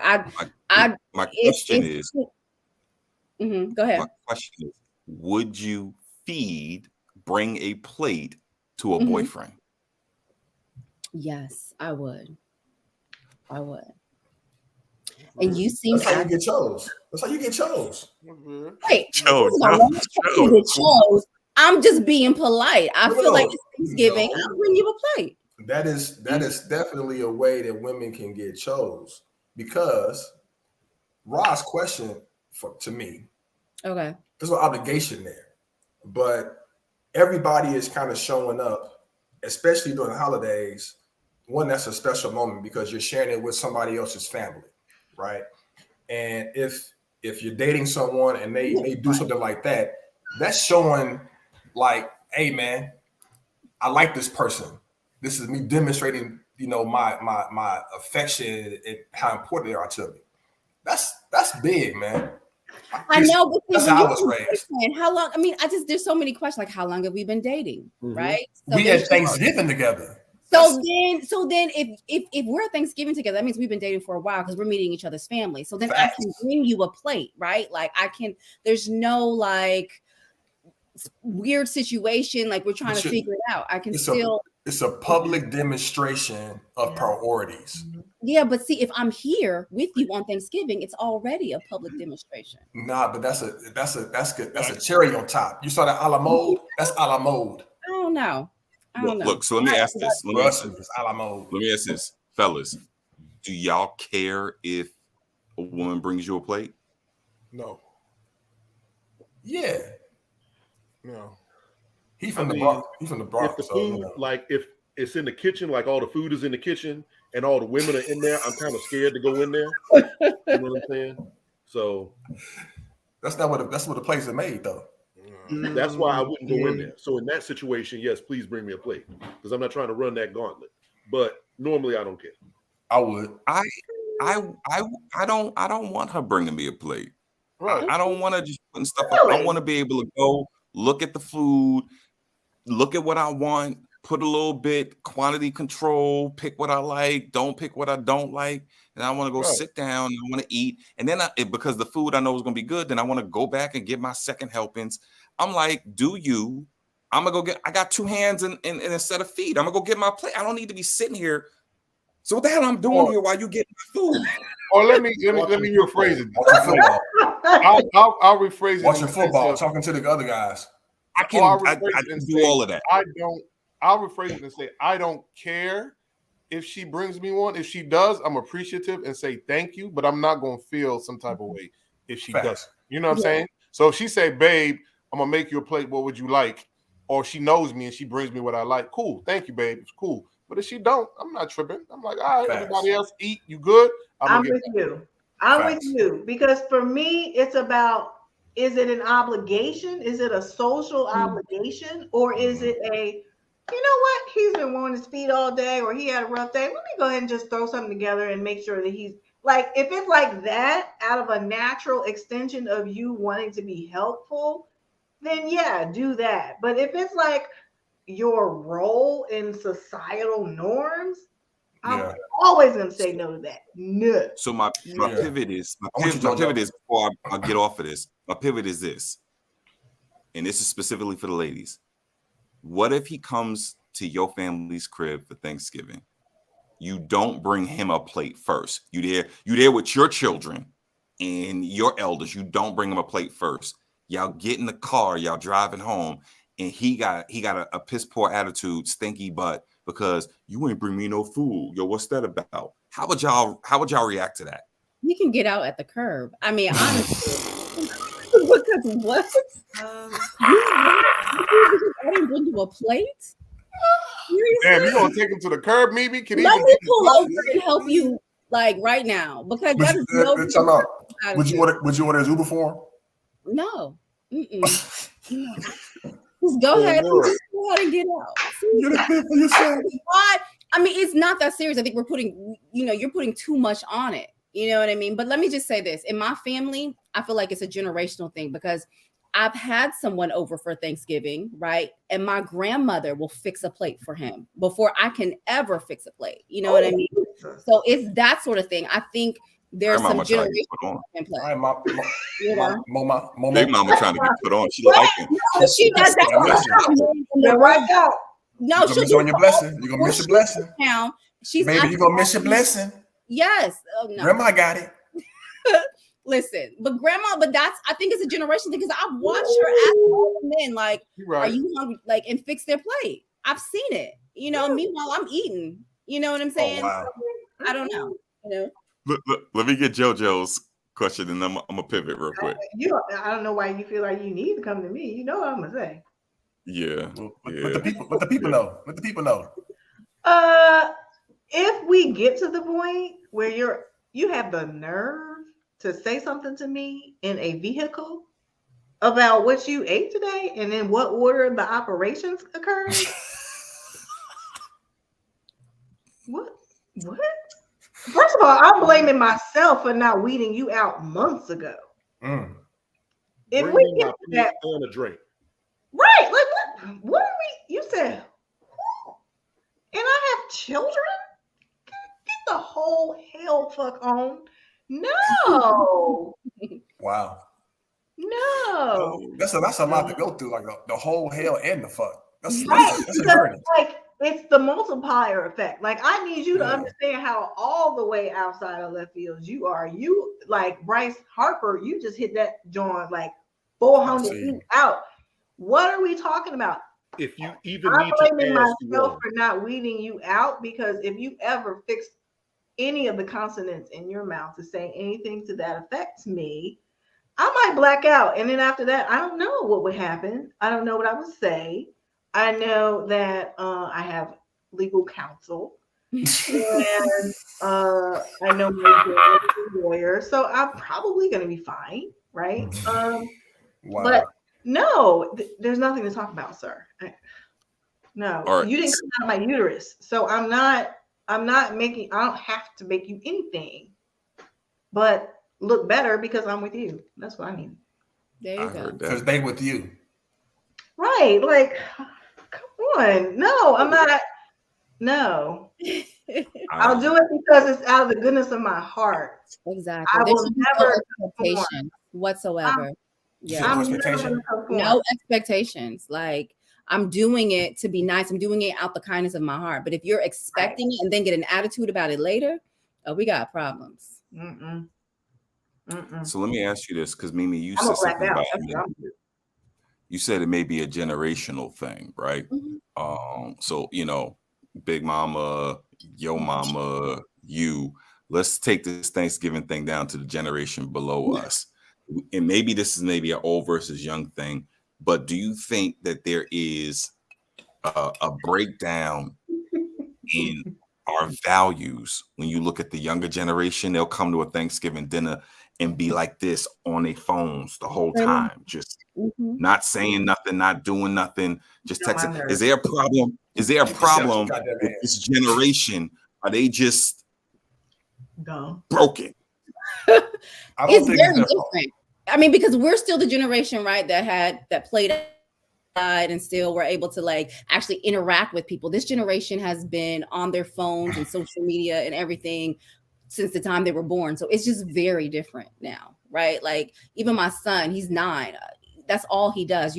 Even at dinner, we have to make sure we put the phones away. So at Thanksgiving, absolutely, is a very different situation. This younger generations below us, I don't even know fixing a plate or being involved or participating. It's just very, very different nowadays. Very, very I see JoJo shaking her head. What do you think, JoJo? And now taking her drink. I mean, well, I'm gonna do that anyway. That's my resting state. But I feel like there's I feel like I don't blame them. Like I feel sorry for them, honestly, because this is how they're raised. It's not like this is a situational thing where they're bringing out their phones and they're like, TikToking or click-clocking and FaceTiming or whatever my dad calls it. But they are doing what they normally do. It's not situational. So they're raised in that way. I don't blame them. I feel sorry that they they are socializing in a way where their screen is in their face and they're not taking in smells and sights and sounds and noticing mannerisms and somebody stealing, cheating at spades and cheating at dominoes and the kids are over. Like they miss all of those cues because they are dialed into a screen, but they're completely oblivious. I feel sorry. I don't judge them. I feel sorry for them because that's how they've been socialized. We, like Mimi said, Gen Xers, we have the benefit of being like we're traversing two different norms, both post internet and pre-internet. We can appreciate that. They don't. You see, but y'all say that like this is how they've been raised. Who raised them? Like it goes to Jay Oliver's comment that their action or inaction is our fault. Who made these kids the way they are? It is our fault. I think, we did raise them in a sense like that too, right? I mean, even me now as an adult, I know that I'm fully on my phone more than, I should be. So my son is this, the same way. But I think especially there's times where if it's Thanksgiving or there's times where the family's getting together, I think in order to change that, we've got to take those things away. And it has to be our responsibility to make sure that they understand the value in being with family and togetherness and things like that. So we also have to instill that back in them because right now the way society is, like they're just on like TikTok and on their phone all day long. So it's up to us to change it. If we're going to talk about it, we got to like be that change. I'm guilty of it myself. Literally, John looked like he don't agree with you. I mean, I feel like technology influences everything. Yes, they are on their phones a lot more. They're more plugged in. They're more connected. It's got its good and its bad. Overall, I think it's a good thing. The fact that they are on their phone is because they're interacting. They're communicating with someone else.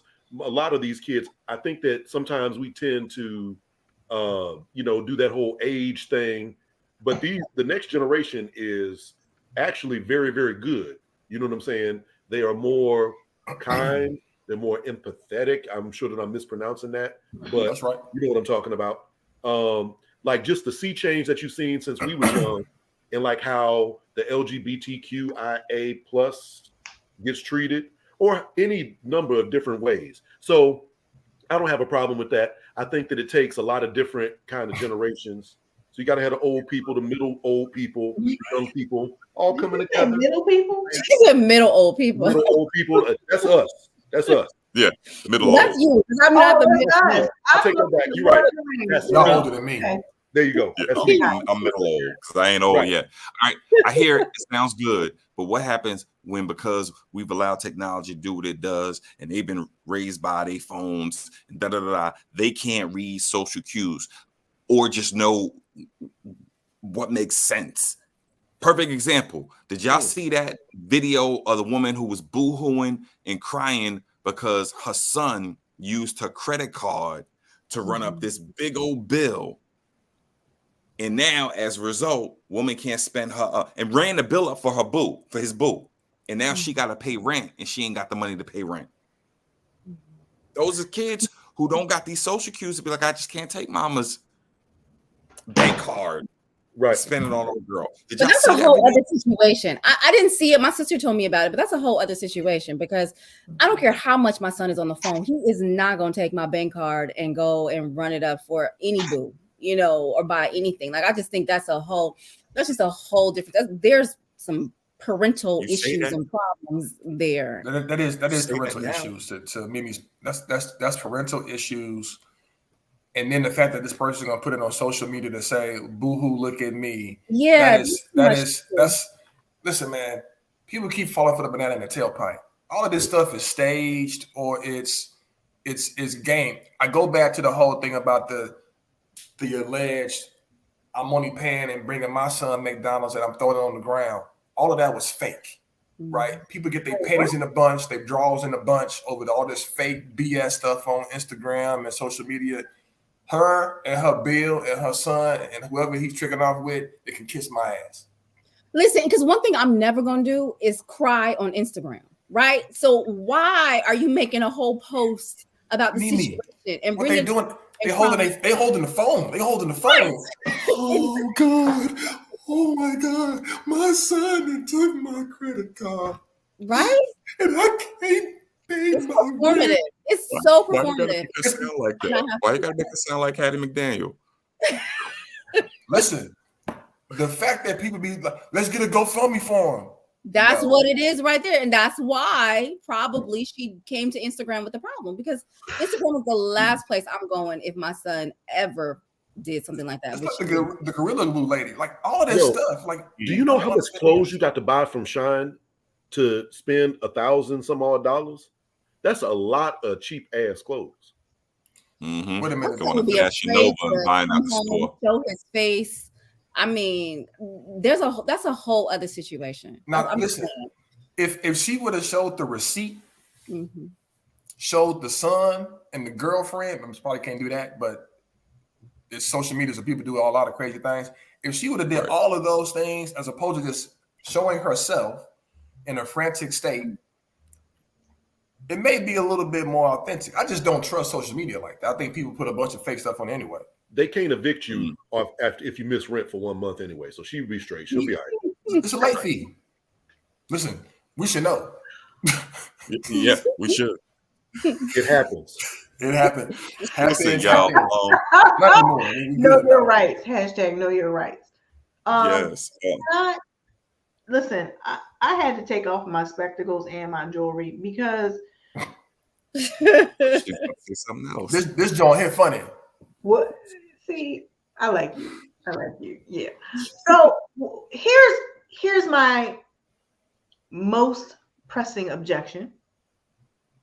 Why, like Mimi said, why are we talking about this on the gram? Like, is this creative problem solving, as I would tell my children? Is this creative problem solving? No, you're whining. That's how you got in the situation in the first place.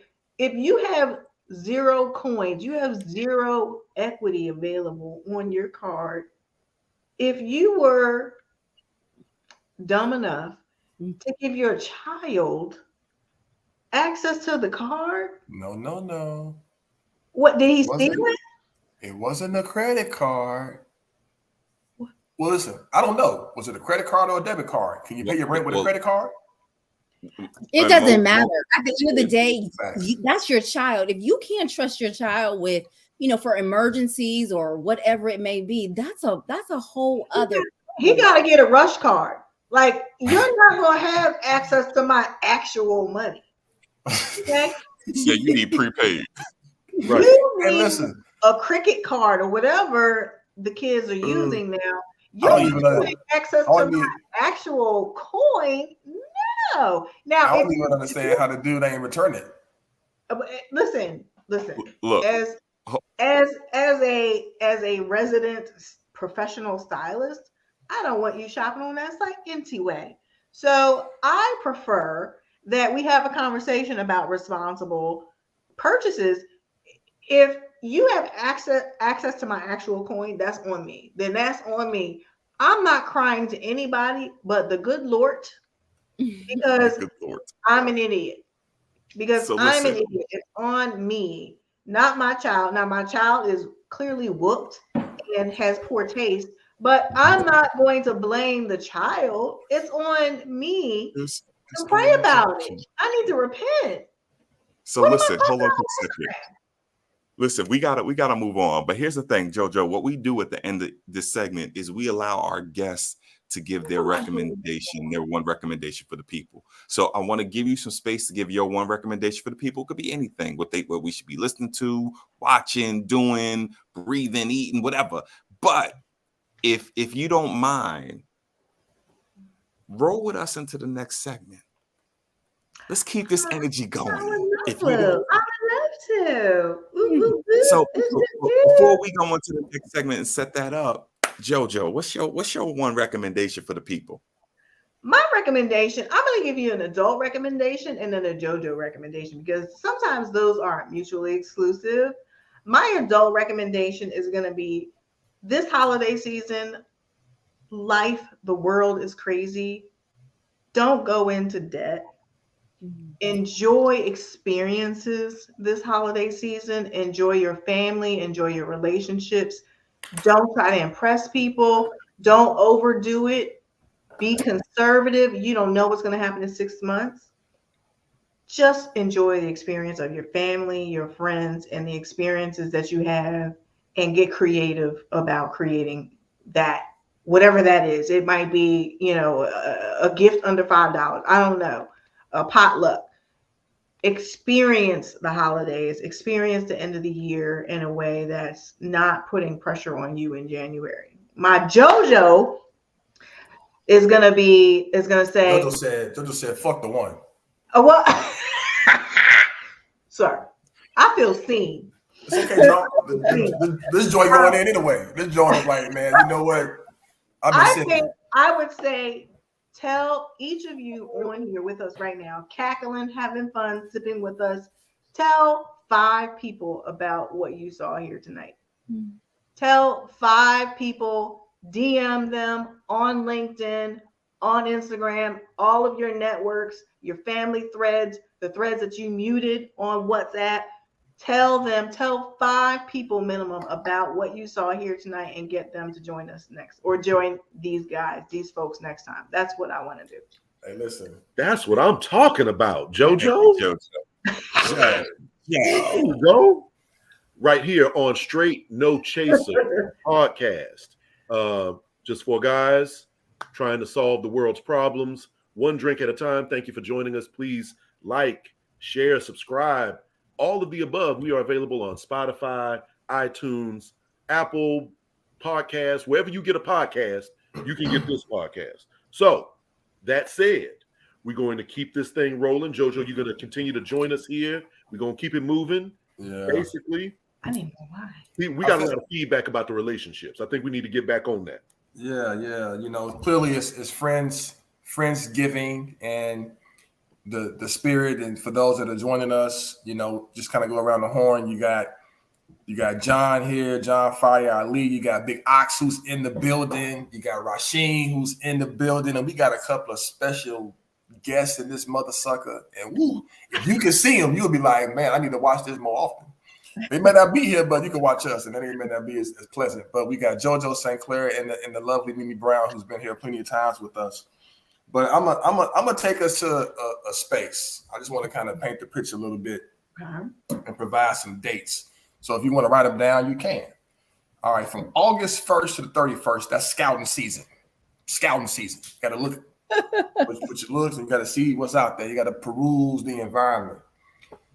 Then the draft comes up from September 1st to the September 30th. You got to look to see who you want to draft. Now you got a couple of rounds, so you got to pick the first round draft pick, but you got a couple of people you can select from. October 1st to 31st, you got tryouts. So you got to test the waters. All right. Your preseason is November 1st to 3rd. So right now we're probably in preseason, but we're going to fast forward and jump into cuffing season. All right. Now, when you think about cuffing season, you kind of do a couple of things. How do y'all feel about cuffing season? Well, JoJo is pouring a drink right now, and she's emptied the bottle. But is cuffing season a thing? And then I'm gonna show y'all a couple of images and just kind of see where we want to go with those two right quick. But is it a thing or no? Absolutely is a thing. Yep. Cuffing season is real. Mm-hmm. In fact, I want to say that there's winter cuffing season and then summer cuffing season. Winter is a little bit more, there's more weight put on it because literally you're going to be in the house, snuggle bunny, all that kind of thing. Or so I've been told. Summer is when you are out and about a little bit more often. So you got that one thing, but it's. I feel like summer could probably be the real preseason, but I'm going to throw a wrinkle in this. When it's cuffing season, and you look at these 4 things, which one, you're going to have some that are important, but which one got to go? I don't know why it's not showing. Now it's showing. There it is. Which one got to go? Is this specific to cuffing season? I mean, cuffing season and not relationships? Clearly, JoJo, I mean, you can take creative licenses or whatever you want to talk about here, but It's cuffing. I'm saying cuffing season, but you know, you can quantify your response. Rasheen, go ahead, go for it, man. I see you ready. I'll jump out there. We talking cuffing season. You know, went through the draft. You know what I'm saying? You sign your free agent, and you know it's for a season. It's for a season. The one that it could be your franchise player now. It could be the franchise player, but for this season, because I may get go back into the draft the next season. For this season, you're gonna have the I would get rid of. I see Low Ray talking about honesty. I would get rid of communication. If it's for season, I don't need it. Just be honest. I mean, we don't gotta be holding conversations and writing treatises back and forth to each other. You're right. It don't have to be that. Just so long as when we do talk, you honest. I could trust that, and we got the chemistry because it's cuffing season. I'm good. Everybody different, and everybody's answer is going to be different. That's what makes us all individual and make this joint fly. But I mean, if we just talk about this right here, for real, knowing me, and I got it, and that's the biggest thing. I think we all got to be honest with ourselves. Not saying us as a panel, but in the situation, for me, honesty could go. Communication, I got to be able to talk to you. Got to be there off the break. And I got to no. Let him go, because I'm with him on this one. Yeah, communication. I got to be able to talk to you. If I can't talk to you, I ain't fucking with you. The chemistry got to be there because shit ain't gonna pop off if there ain't no chemistry. And if I can't trust your ass, the fuck am I with you for? But honesty, it's like some people might look at it as, and I know it's a scaly joint, but honesty, sometimes people might say, yo, I'm not being honest with you because I'm trying to protect your feelings. Like somebody cooked you dinner. How was the food? This shit could have been trash. But you're going to be saying, you know what? It was decent. I thank you for the effort. So on that aspect, that's why I say honesty. But if I can't trust you and we ain't got no chemistry and ain't no communication, I can't fuck with you. Communicate. I'm cuffing season or any season. Okay. Woo, Neil was preaching. Who next? Go ahead, ladies, John. I mean, I'm co-signing everything Neil just said. Lie to me. I don't need to know everything. I want to ask no questions. Word. There's certain things that I do not want to know. I'm at that point where, I know me and I'm good. So, yeah. Ladies, take us home. This is hard. This is really hard. It's supposed to be. So it's just for a season, right? Like this is not again, you can quantify your responses. I asked the question about cuffing season, but again, you might draft a player and they may be a franchise player. So which one got to go? So, but that's the thing. If we're drafting a franchise player, cuffing. Everybody else talked about cuffing, so this is we gotta leave it at cuffing. So for that, cuffing with potential. How about that? But then that changes the landscape. That changes the landscape. Everything. Leave it as cuffing. But you don't know until you kind of spend the time and one of these got to go. I would say trust. Because like we're just doing this to do this for right now, right? So we got chemistry, we got communication, we're honest with each other, we know what it is, right? Like how we were talking about Nick Cannon, he's honest with the women, right? Do I really need to trust you if this is what we're gonna do? Because are we exclusive? This is just cuffing season, right? Like we're just doing this for this one season right now. So I'm gonna go with trust. Interesting. Okay. Here for a good time, not a long time. I'm here for a good time. Exactly. That's all it is. That's it. JoJo? This is why I'm divorced, because I'm not, listen, been there, done that, honey. I the lowest common denominator. How can we survive? Listen. Wow. What's gotta go is communication. Oh, sir, I don't need to see you for months. I'm fine. Because I fold my sheets the way I want to. I buy the tuna fish that I like, and my dry cleaning gets picked up on time. I don't really actually, that's the thing that could go. Now, this assumes that I have both a franchise player and a franchise tag. Okay. I need options. Gotta have the team concept. Got to have the team concept. Are we building a team? Are we building Team a legacy? concept. Are we winning championships? We going for the ring, Hall of Fame. Somebody at MVP. Somebody there's an MVP out there. We need Somebody's a squad. gonna score. We need a squad. As long as you're okay with the squad, There you go. going for the goal. Taking it deep. Okay, we don't have to. All right, I'm gonna bring this home. Neil was right. Everybody different. What got to go for me? John, come back, John. Out of those four, I'm gonna go with chemistry. What? And here's why. What? Here's why. Because KG don't need him. Let me finish. Let me finish. So consistent, KG. Very consistent. Very consistent. Now, this is what happens when you've been drinking for 2 hours. Listen, the reason chemistry can go is because of what JoJo said.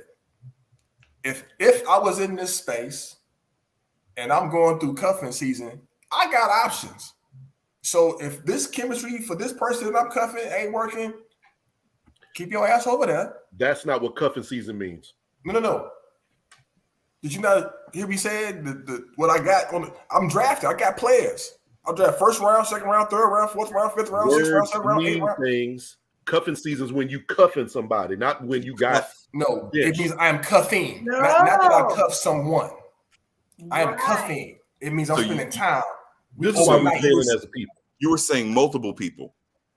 If I'm in cuffing season, if I was in this space, I got options. So if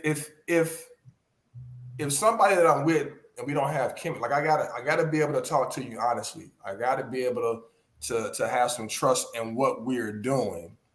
And there has to be some honesty there, but chemistry that comes and goes. So I've always said this: there's a 2-time minimum, and if the first time we cuff, we ain't cuffed so well. The second time we cuff, we ain't cuffed so well. I'm good anyway. By that time, I'm hot. Summertime. We talking about two different kinds of things here. I mean, okay. I ain't been in the draft for a long time, so I don't really know what I'm talking about.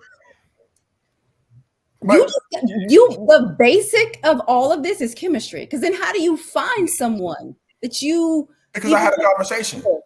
You can listen. I would say this. I would much prefer to communicate with somebody. So my communication is what attracted you to me. Is the fact that we can talk. We have communication. They don't even like when we talk. It helps. That's not true for me. They don't even like when we talk. That's not true. Open your mouth. Whoa. Hold on. Wait a minute. We going in the wrong direction.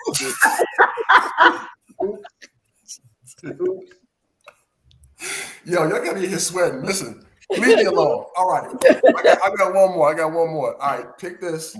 One of these joints got to go. Compromise, consistency, laughter, or support.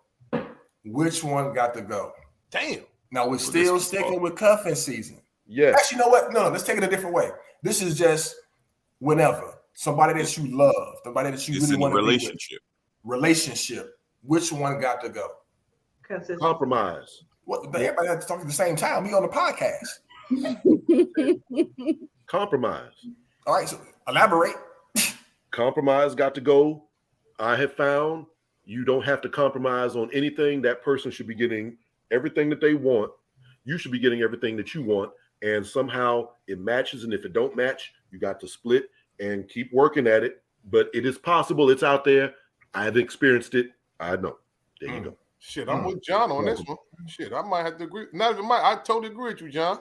I've never had a time where John and I agree twice in the night. But yeah, compromise got to go for me because for me, consistency. If you start off one way in the beginning and your ass fall off and become wishy-washy, I can't fuck with you.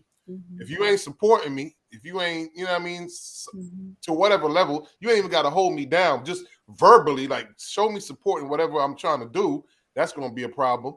And I'm not walking around looking all sad and fucking frustrated and never smiling with your ass. So fuck, what am I being with you for? I never laugh. Shit, that's one of the things I know people tell me, oh, you got to smile. So yeah, compromise could go for me, at least in this scenario right here. Yeah. The way I'm taking laughter is she don't have to make me laugh. She does not have to be the source of my laughter. And in that respect, laughter can go. So we got to be able to compromise with each other. There's got to be consistent, and we've got to be able to support each other. But we ain't got to be, Chris Rock to each other. We can go find laughter from other sources and laugh together. But I don't need to be with a comedian. You know what I'm saying? So for me, because I know some women will be like, if he can't make me laugh, I don't want to be with him. I don't need a woman to make me laugh. Don't. So let's get with the compromise, the consistency, and the support, and I'll be good. I mean, I'm gonna go with compromise. Although I think later on in the relationship that would get on my nerves a little bit. But for this scenario, I think compromise is, I need to laugh. I need support. Consistency is so important. So yeah, compromise. That's it. I'm gonna do you one a little different. If we're specifically talking about cuffing season, we're not talking about mates with purpose. JoJo, you've been drinking a lot. I said we're not talking about cuffing season. I said this is somebody that means something to you. This is a real relationship. Which is what happens after cuffing season, goddammit. That's the whole point. Exactly. That is true. Okay. So actually my answer is going to be very similar, but I think consistency can go. You have to have a good time. You have to laugh. You're going to eventually need to compromise. Somebody got to cut the grass. What? Somebody got to call no way to cut the grass. I don't have time. I'm not. Is that an analogy for something? Are you really talking about grass cutting? He's talking about what's in the glass? What are you drinking, guys? I can't stand you, Rob. I didn't say trim. Okay, so draw the line. What's she saying? What is going on right now? She talking about cutting grass, trimming grass. I think she's talking about an analogy for her vagina or somebody's vagina. No, it made sense. Wait a minute. Stop. Are you talking about a vagina right now? Are you talking about a real lawn? I'm not doing this. I'm not doing this on a Thursday. I'm not. Okay? See, listen, this is you can tell you on podcast. We don't talk about the days now. We don't talk about the days. This is gonna be in the future. We don't say what day it is. Man. I'm not doing this on an insert day. I'm not doing this. Oh man, that's a good one. All right, we gonna. I'll say this. I quit. Here's where I'll go with it. Did she finish though? I don't know what she's talking about. She's about grass cutting and trimming glass. I don't know what she's talking about. No, we clarified it's a relationship. I want to hear what she would do in the context of a relationship. What gotta go? Don't tell my mom, please. She said consistency. She did say that. That's true. I think that consistency can go. Why? Okay.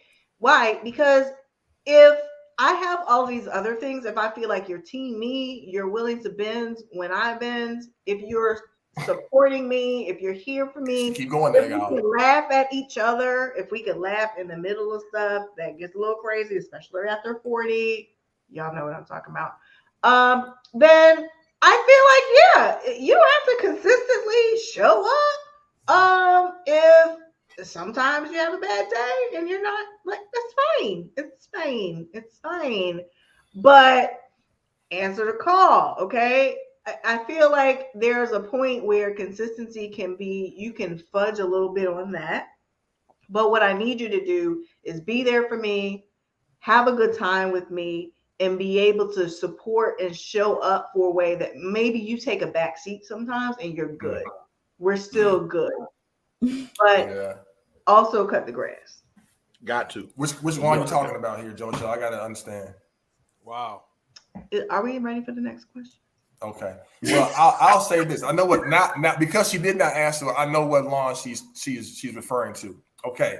For me, I agree with her. I think consistency can be out of these four the thing that can go because I gotta laugh. Like that is, if I can't laugh with you about you and we can't share some of those, those moments together where we're really jovial, I can't I'm not cuffing. I'm not. You can't get this. I can't get you. It's not gonna work. You gotta have support.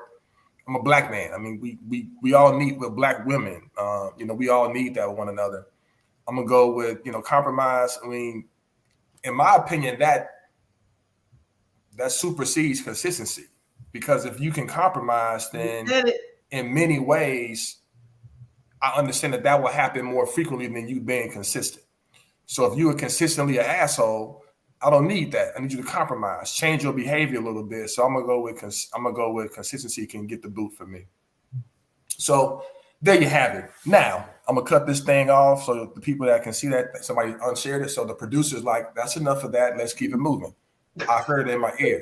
So we're gonna talk a little bit about a couple of things. So this is, for whatever reason, relationships has always been the thing that people really enjoy us to dialogue about. We typically get the most feedback from our audience, our members, our chasers when we dialogue about relationships. We're gonna go there on Friendsgiving.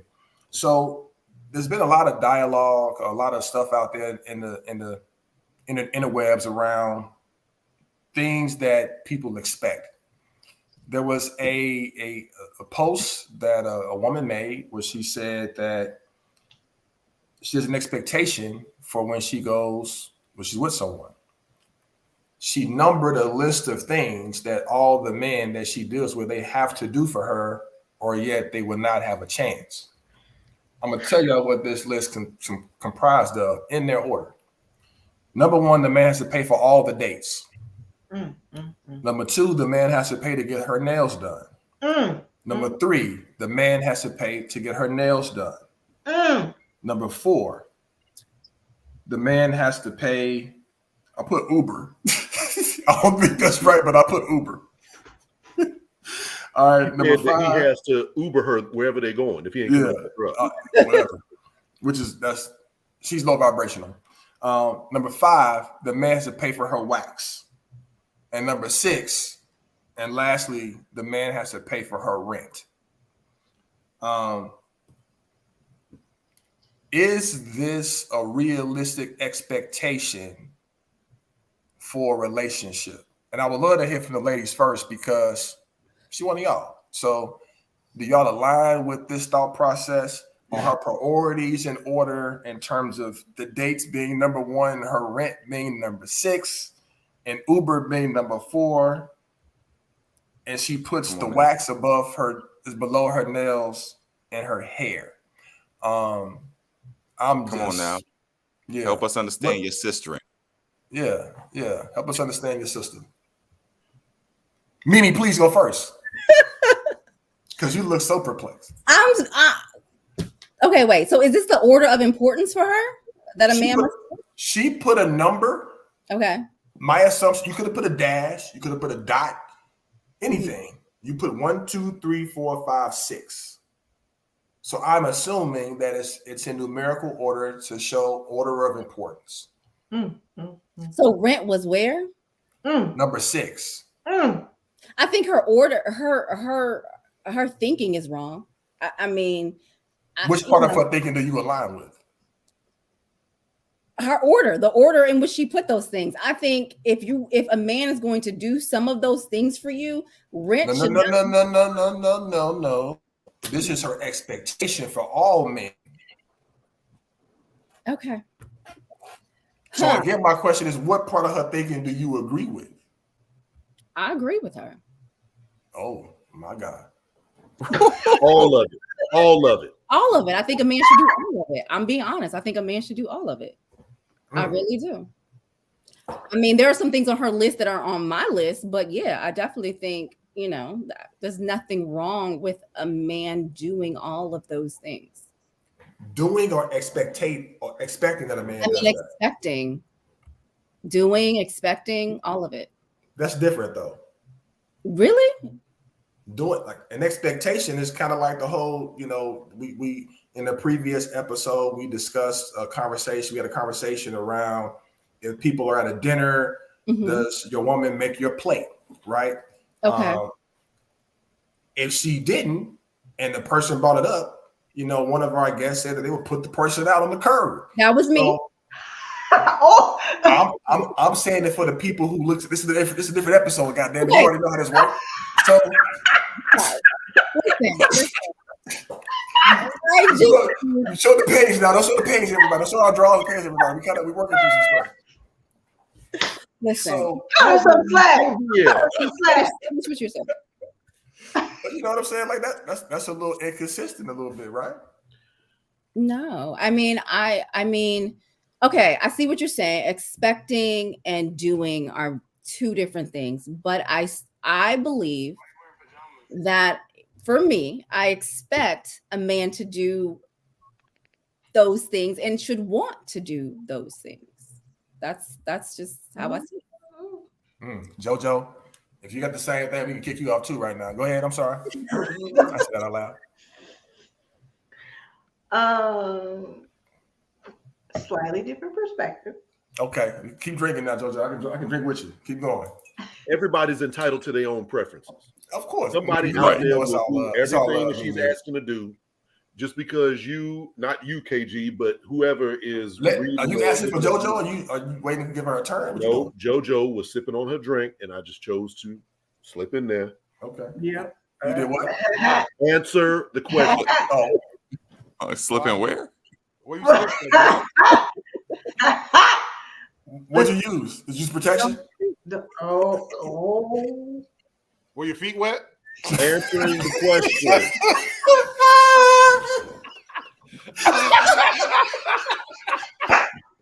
Internet, I don't know what they're talking about.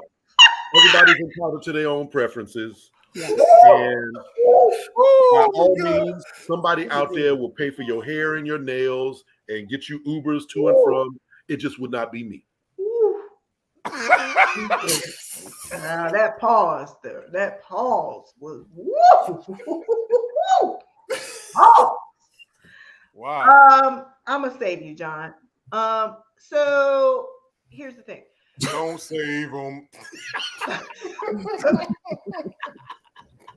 I feel like if I'm 19, it's 1996. I'm at Howard. Those are probably my priorities, right? Maybe put a little money for me on my cafeteria. Like, those are my priorities. As a woman who is in her 40s, I need a deed to something. I need, are you giving me access to your platinum card, or are you giving me a platinum card? Like, my levels are going to be a little different. The principle is probably the same, which is, are you willing to make my life more comfortable? And if not, that's fine too. But if you are, because that's the kind of person you are, great. If you're not, that's fine too. But you might get a whole lot more grass cutting if you're able to fulfill certain needs. Like, yeah, it's just gonna be a little more green. Okay? So you're saying no pun intended with the grass. You can take his money, bring out a whole house and his car. He will be retty. Okay, so it depends on where we are in life. What were you saying, John? He says you can have his money, his house, and his cars. For a bit of you can have it all. Wow. I mean, what episode? Wait, what? So Mimi's on the Jodeci, take my money, my house, and my cars. Thank you. That was a Jodeci reference, people. Come on. Take my money. You didn't gyrate when you said it. I didn't know. I didn't do the leg kick. JoJo needs you to gyrate when you do that. You weren't sweating. I mean, but yes, to everything JoJo said, right? Wow. Deeds, all of that. I agree with all of that, but you can still, I don't know, maybe my expectations are different. Maybe I've been in LA too long. I don't know. It's just very different ways of looking at things. Those are just the way that I see it, I feel like I expect a man to want to do those things for me. That's just how it is. Let's say he wants to, but he can't. He can support you. He has. Let me finish. It's not a man for JoJo. Bottom line. I think JoJo may work with somebody a little bit because he can't do it on a consistent basis, because the way she in her order of operation, so to speak, you know, she was like, there was no compromise. If you can't do this continuously, you get the goddamn bill. I didn't say that. I don't know if it's continuous. I didn't say you, Mimi. See, a hit dog gonna holler. I said what she said. Okay, go ahead. My question is, you know, if he can do it, wants to do it sometimes, would that be exceptional? Would that be a acceptable compromise for your expectations? So you're saying if he can do it once or twice, would I compromise and still be with this individual? Let's say, you know, not all the time, like somebody get your nails done. How often are we talking about him doing this? Exactly. Can we say what, 10%, 20% of the time? He does twice a day is a lot. No, nobody said twice a day. What? Twice a day. Be exact. It doesn't have to be like exact. You got to pay for half of your nails. You got to pay for half of your hair. Maybe like you can either get my nails done twice a day.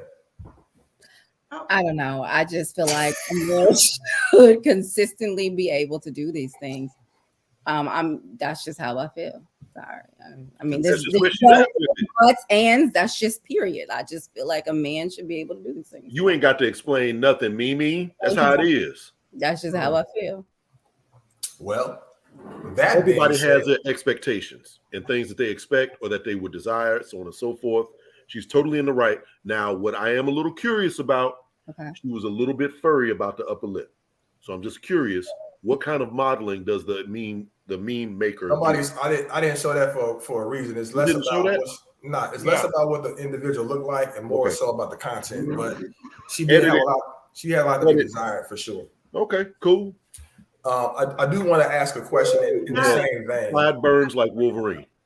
There it is. There's some definitions out there for relationships. I'm gonna read off different ones, and I want to get you guys' thoughts on these terms. Talking. Has anybody never talked to somebody before? I'm sure everybody has. Been in the talking phase. All right. We're talking. We've exchanged numbers, do things on a friendship level, and maybe even had sex. Testing the waters to see if it's a growing interest.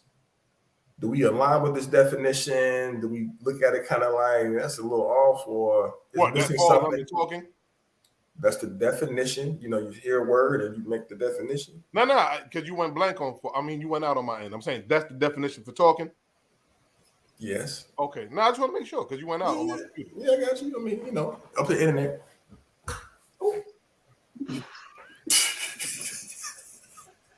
You know, but it's okay. I got you. It's okay. Do we align with the definition? How do you feel about it? Right, you got that look in your face. You think that's a good one? I'm listening. Somebody do I align with the definition that you just read about talking? Yeah. I'm fine with it until you get to the even potentially having sex. I think once you having sex, you ain't just talking. You at that point, it's a different type of relationship. It's a different type of connection. If you talking, you just talking. You just the moment you start having sex, you run the risk of it meet to meet because you become consistent with it. Once you meet to meet, and y'all know y'all not just talking. You confusing stuff. So I think I was good with your definition all the way up to the sex. I'm a real quick. Just real quickly. How many times after protection do you go meet to meet? Wait, what? Oh yeah, I didn't understand. What? This ain't on the run sheet. Let me repeat the question. Rashid brought up meet to meet. Usually people start off with the protection, right? Yes. Usually you start off, you're gonna use protection. After how many times you go with protection, do you go meet to meet? Oh my so God. How long until you say forget the rubbers? I'm saying how many instances of intercourse with protection do you go meet? I think that's a personal decision. I think it is a personal decision. It's a personal decision. That's something that you two talk about and deal with. And like, I don't think there's a number. There's not a set number for anything like that. Like it's you know. Okay. Me brought it to me. I was just asking a question. All right. As Tita Cole said, who's counting? Who's like? I think this time we can do like that's not something you decide like that. I mean, you know, some people be like, you know what, the first one I gotta use a condom. You know, I don't. But okay. Right. Yeah, I think it's a feeling. It's baby. I like it raw. Indeed. All right. Okay. Everybody good with talking. I like Rasheen's point. Hey, John. You are funny.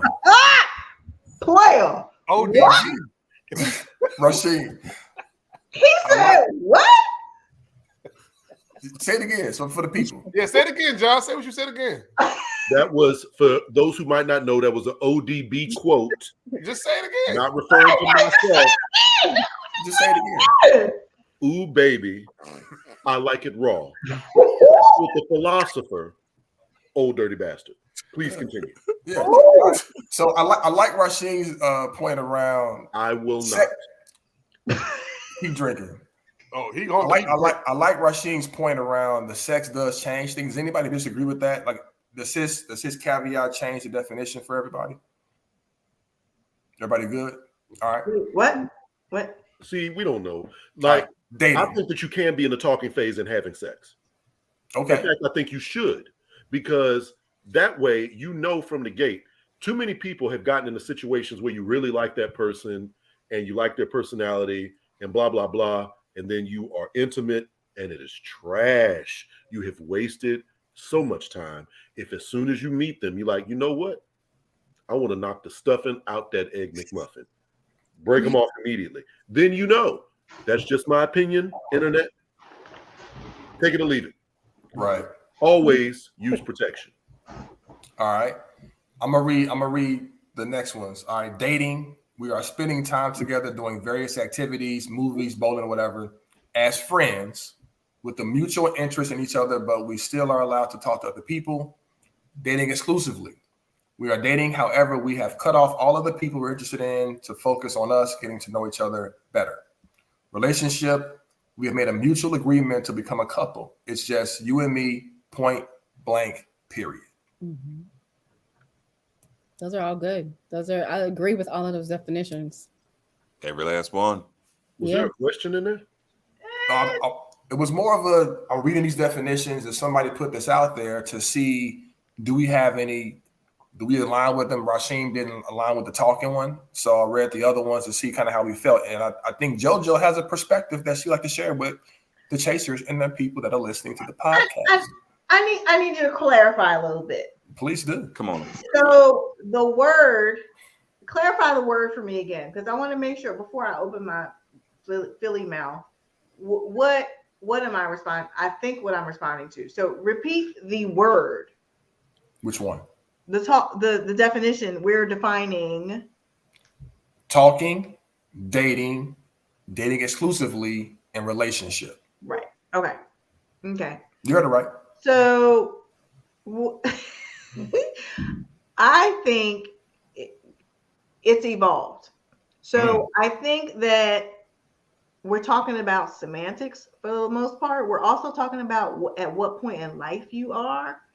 For someone who is well into their 40s and is divorced, I have a different definition than I did 10 years ago. And that's okay. They were each valid at that point of my life. Can you provide more perspective? Because this is not the first time you brought up age, situation to some extent. Somebody in the comments wrote situationship. So what has changed for you when you were, I guess, before and now that things have shifted a little bit? Yeah, I think the rigidity has changed. I think that I'm more malleable now because I can include more. There are more inputs in the equation, right? So I think that finite rules about what relationships are and who defines them and who has the right to define them are out the window. It's about you and the other person. I wouldn't have thought that 10 years ago when I was in my 30s and had more rigidity because of social norms, cultural norms about what that meant to me, American norms. But fast forward to me now, I'm like, listen, whatever works for you and him, or you and her, that's what it is. It doesn't matter what I think. It doesn't matter what you thought before with another person. It's you and the other person. So I'm more flexible. Listen, now we're getting, which is a whole lot of stuff going on about polyamory and about open relationships and about how we adopt. See, y'all are not, I don't know if you're making. Not ready for it. They're not ready for you yet. They're not ready yet. I think that the definition for me at this point in my life, as I've already defined what traditional marriage is, I'm like, I probably could have done without that, but you couldn't have told me that in my 30s.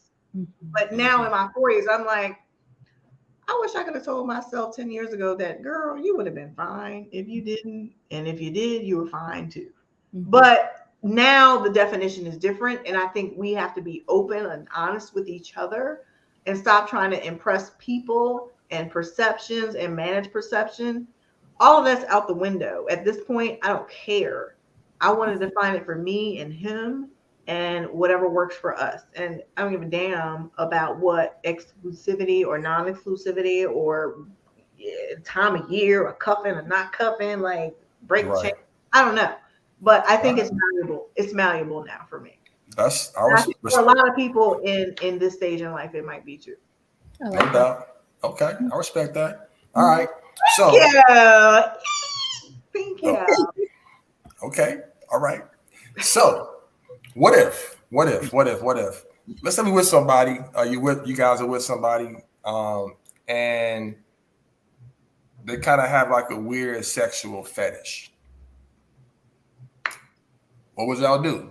You know, like they put they want to put like their foot in your vagina type of thing, like weird stuff, unique things. What would you do if somebody wanted to have weird sex?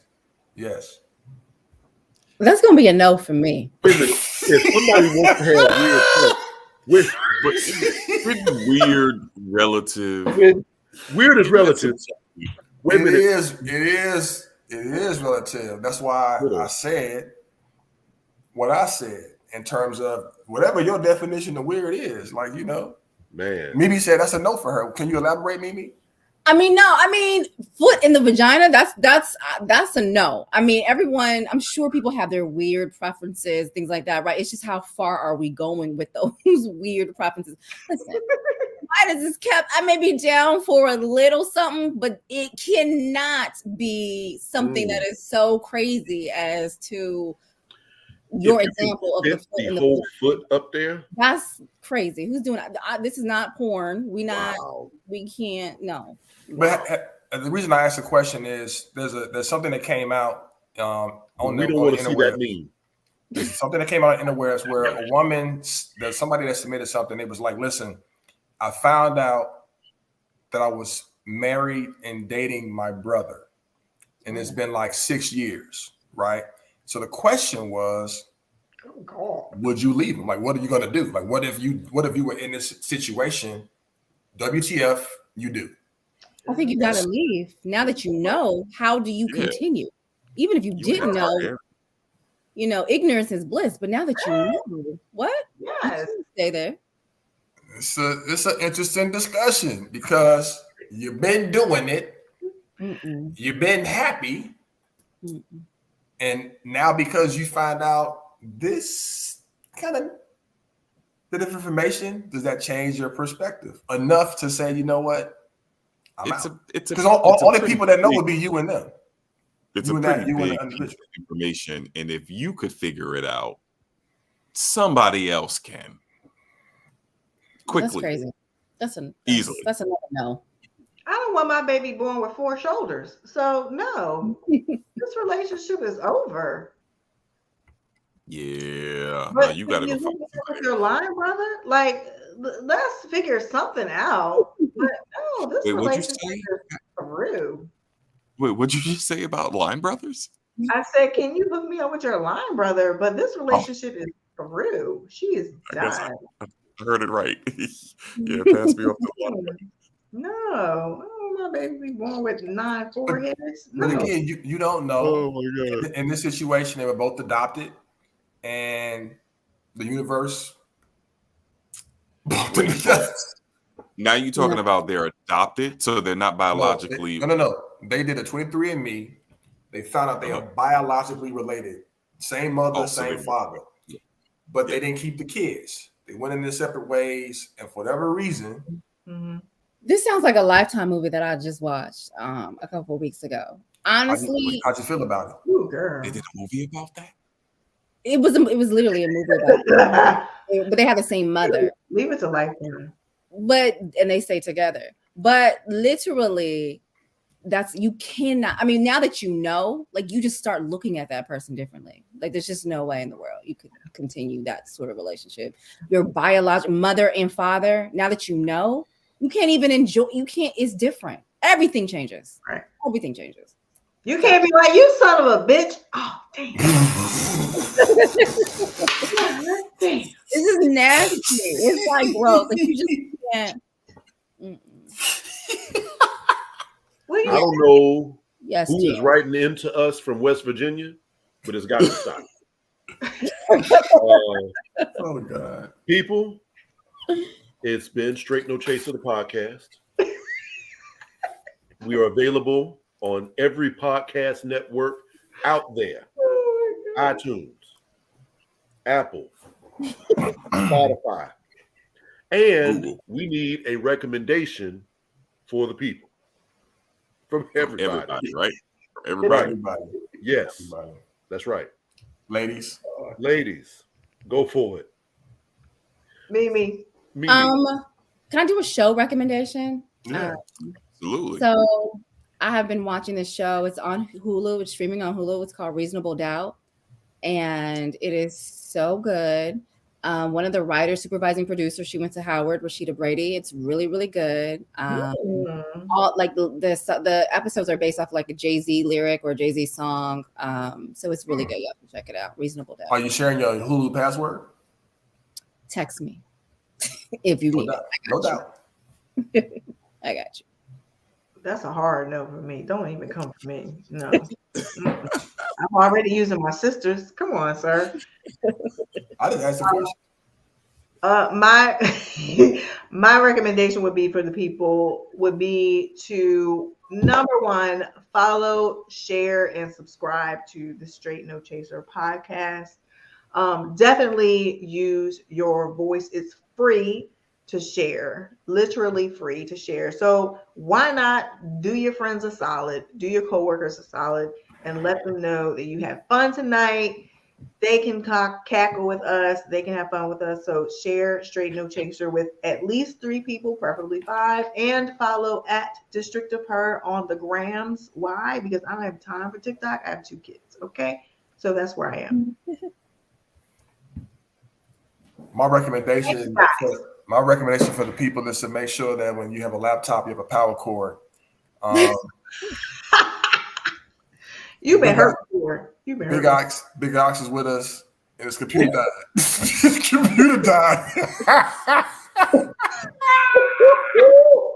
Gotta have it sometimes. That's important. You gotta have a power supply, cuz. You gotta make sure you have a power supply. You read the court. So I recommend you charge your shit before you need to use it. That's what my recommendation is. Why you? Go ahead, Rob. Yo, this Joey say their computer died. Looking for cord.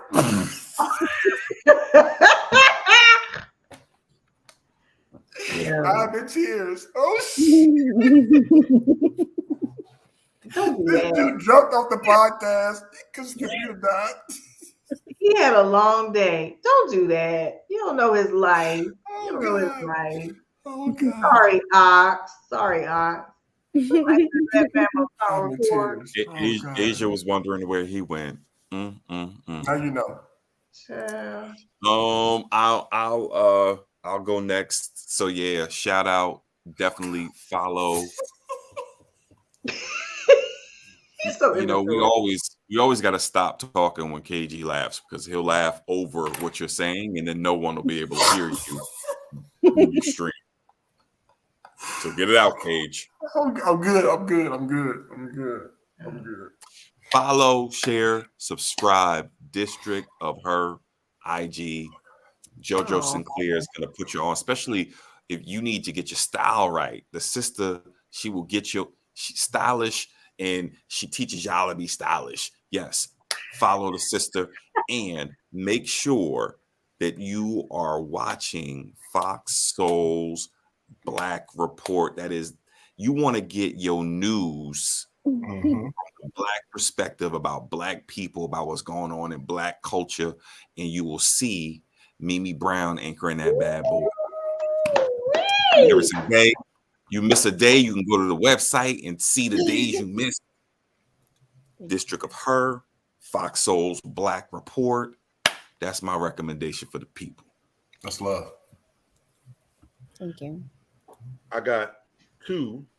Number 1, Barbarian. That's on Netflix. No, it's on HBO.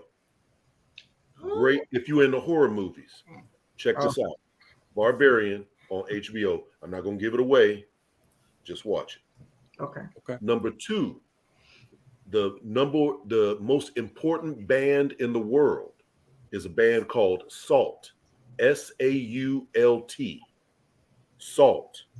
They have put out something like 10 albums in like the last 2 years. They make a kind of spiritual dance music. Trust me, look them up. I'm the person that told y'all about French kiwi juice. Wait, what? I'm the music person on this. JoJo, we'll talk. We'll get into that later. We're in the Guyana. Okay. Yes. Exactly. White boy. Thank you. Barbarian, the movie. You go hard too. SAULT, the band. Check them out. That's my recommendation. And do we have to eat mushrooms to listen to it? You should. You should be eating mushrooms regardless. My God. Exactly. And that's who you will see when you had the mushrooms. Now, on that note, ladies, gentlemen, boys and girls, everybody between and beyond that binary understanding, this has been the Straight No Chaser podcast.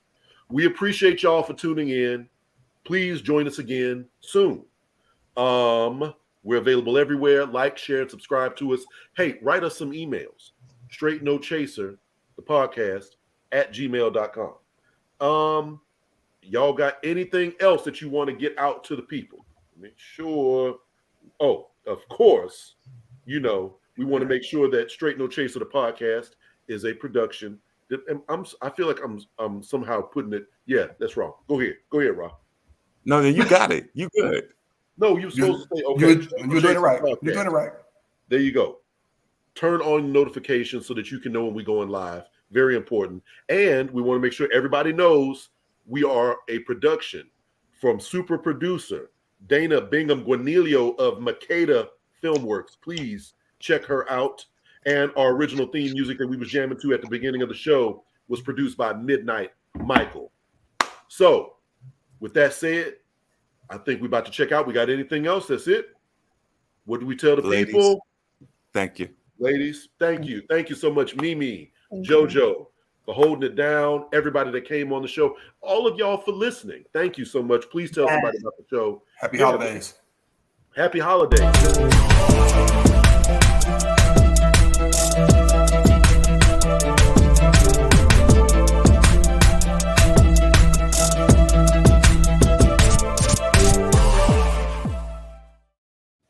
I guess I